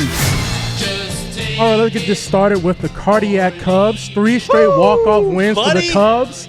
So are the Cubs up to Hunt's standard at this point in the season? Take it or leave it? I will take it. Okay. And I'm ready to have a counterpoint. Are you ready for that? Okay. We got real problems. Yes. Our ace is Cade Horton. He's out for the year. Yes. Our previous ace, Justin Steele, missed last year. Supposed to come back. He's got to have elbow refigured out. He's probably out till like August. That's bad. Wow. That's Our all-star left-hander who pitched in the World Baseball Classic, Matt Boyd. Yeah. He been over to pick up his kid and tore his meniscus, so he's out for 6 weeks. Wait, excuse me? Yeah, that's what happened. Our closer, Daniel Palencia, just missed 3 weeks. And then 3 of our top bullpen arms are out. So they win every game. Yeah. They've won 13 in a row at Wrigley. If they win today, which they're winning right now, it'll be the longest Cubs winning streak in Wrigley Field history. Really? Wrigley Field history goes back a long way. They win every day. They just have no pitchers. I don't understand how they're doing this. The lineup is very good and has stayed relatively healthy. Yes. They have no pitchers. So I don't think this is sustainable, and I don't know how I feel about their playoff odds right now unless some of these guys get healthy, but they have no pitchers and they win every day, and I've been watching at night. It has been fantastic. So, you kind of glossed over my guy picking his kid up and tearing his knee up? Tore meniscus, picked his kid up. Wow. Not great. Yeah, but it's not like Tommy John. He had surgery. He had surgery today, and they say it's 6 weeks. The question is how he can get his arm back. I'm trying to be positive about this and go, okay. Steele has been out for a year and a half, but if he comes back after the All-Star break, maybe he's kind of fresh for the playoffs. Yeah. Boyd takes 6 weeks off. Maybe needs 2 more weeks to ramp up. No more kids. That's 2 months off. Don't pick up the kids. Yeah, leave the kids Pay alone. somebody to pick up the kids. And then he's had 2 months off. He's fresh for the playoffs. Yeah. I'm trying to be positive, but they're winning a lot of games. It's a good spin zone. I mean, look, the Cubs are hot. So, former NFL quarterback and Heisman Trophy winner Johnny Manziel will be stepping into the boxing ring on May 23rd at the UFC Apex in Las Vegas to face social media influencer Bob Maroney. Is this the path you would have guessed Manziel will be on in 2013? Take it or leave it? Take it. Ooh. I'll take it. It's surely not NFL starter. My man was running backwards with his back to the field half the time at A&M. Going up to Mike Evans. Just whatever's going on, we're running. And that ain't going to get it. So, yeah, I mean, he was always a loose cannon. And, let me tell you this.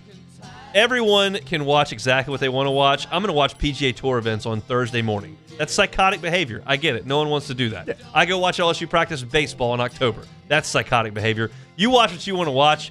I'm not watching celebrity boxing events. Yeah, no, it's definitely. I'm out. We've seen a billion of them. Yeah. I'm not watching it. I tried to get into some boxing in my college years with Mayweather and Pacquiao and some of that. Yeah.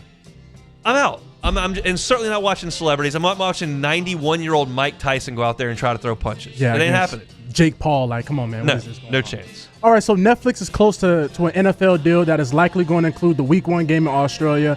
Also, the Thanksgiving Eve, okay. Thanksgiving Wednesday? Eve, yeah, Thanksgiving Eve and the Christmas game. So, have we reached a point of no return with these streaming games? Take it or leave it? Take it for sure. That's the easiest one. I've been doing the show for 2021? 5 years? Yes. Yeah, that's the easiest one ever. They're going to be on streaming. They're going to take those huge dollars and that are coming. And you're going to have to, if you're going to watch every NFL game, which some people want to watch every NFL game, some people just show me my team. You're going to have all the packages. You're going to have to pay to watch the NFL significantly. Yeah, no. They're not going to turn around. They're not going to quit going to Australia. They're not going to quit going to Germany. They're going to Mexico City. They're going on Netflix. They're going on Amazon. They're going at 9 in the morning. They're going on Wednesday at Thanksgiving. Yes. They will fill your calendar. They're playing every day of the week. That's what they're doing. It's everything we do is chasing cash. Literally. We need 76 teams in the NCAA basketball tournament. We need 24 here's teams. The deal. Why don't we just put all the playoffs, put every team in the playoffs for college football? Let's just play till June. Literally. It's just everything we got to do is we got to make more money. Awesome. So tell me this. Give me Goodell's job. I just want to be a member of Augusta. I don't care about running the NFL. Well, tell me this. How in the world, like the Thanksgiving Eve, that kind of just lost me real quick. The Wednesday before Thanksgiving, they're taking out. At what point? I'm playing cards and eating with my friends and family. I'm not watching the NFL. It's just not enough, I'm man. not watching the Colts and Cardinals on the Wednesday of Thanksgiving. Wednesday. I'm drinking scotch, playing cards. I'm out. Yeah, that's it for take it or leave it. All right. Wednesday. Thursday shows are brought to you by Sagrera Farms Premium Angus Beef. Father's Day's coming up. Get the dad in your life some Sagrera Farms. Tell you about it every single Thursday. It's the best of the best. I'll give you Sean's number one more time, 225-719-1723. That's 225-719-1723. Missing the show today, we hit it all. LSU basketball, LSU baseball, LSU football, SEC baseball, Saints, a couple times, Alvin Kamara, rookie minicamp. It's all there on demand. Just search Hunt Palmer Show. Hunt on Saints, Hunt on LSU as well. Matt's going to drive you home next on AFR. We're back tomorrow. That's a Friday edition of the Hunt Palmer Show. The Hunt Palmer Show. Auctioner wants to remind you that May is National Stroke Awareness Month. You think stroke, think the acronym Be Fast. Balance, eyes, face, arms, speech, time. Be fast. Balance, if the person is unable to maintain proper balance, check on them. If a person's vision affected or their eyes deviated to one side, face, is one side of the face droop or is it numb? Is one arm weak or is it numb? Is speech slurred? If a person shows any of those symptoms, even if the symptoms go away, call 911 and be aware of a stroke and its possibility. Stroke prevention is possible as well. You manage your cholesterol levels, get regular exercise, control your blood pressure. High blood pressure is a major risk of strokes. May is Stroke Awareness Month. Auctioner wants you to know about all these things. So be fast. Balance, eyes, face, arms, speech, and time. Remember to be fast when it comes to stroke. That's all from our friends over at Auctioner. At Bayou Automotive, we believe in a sales process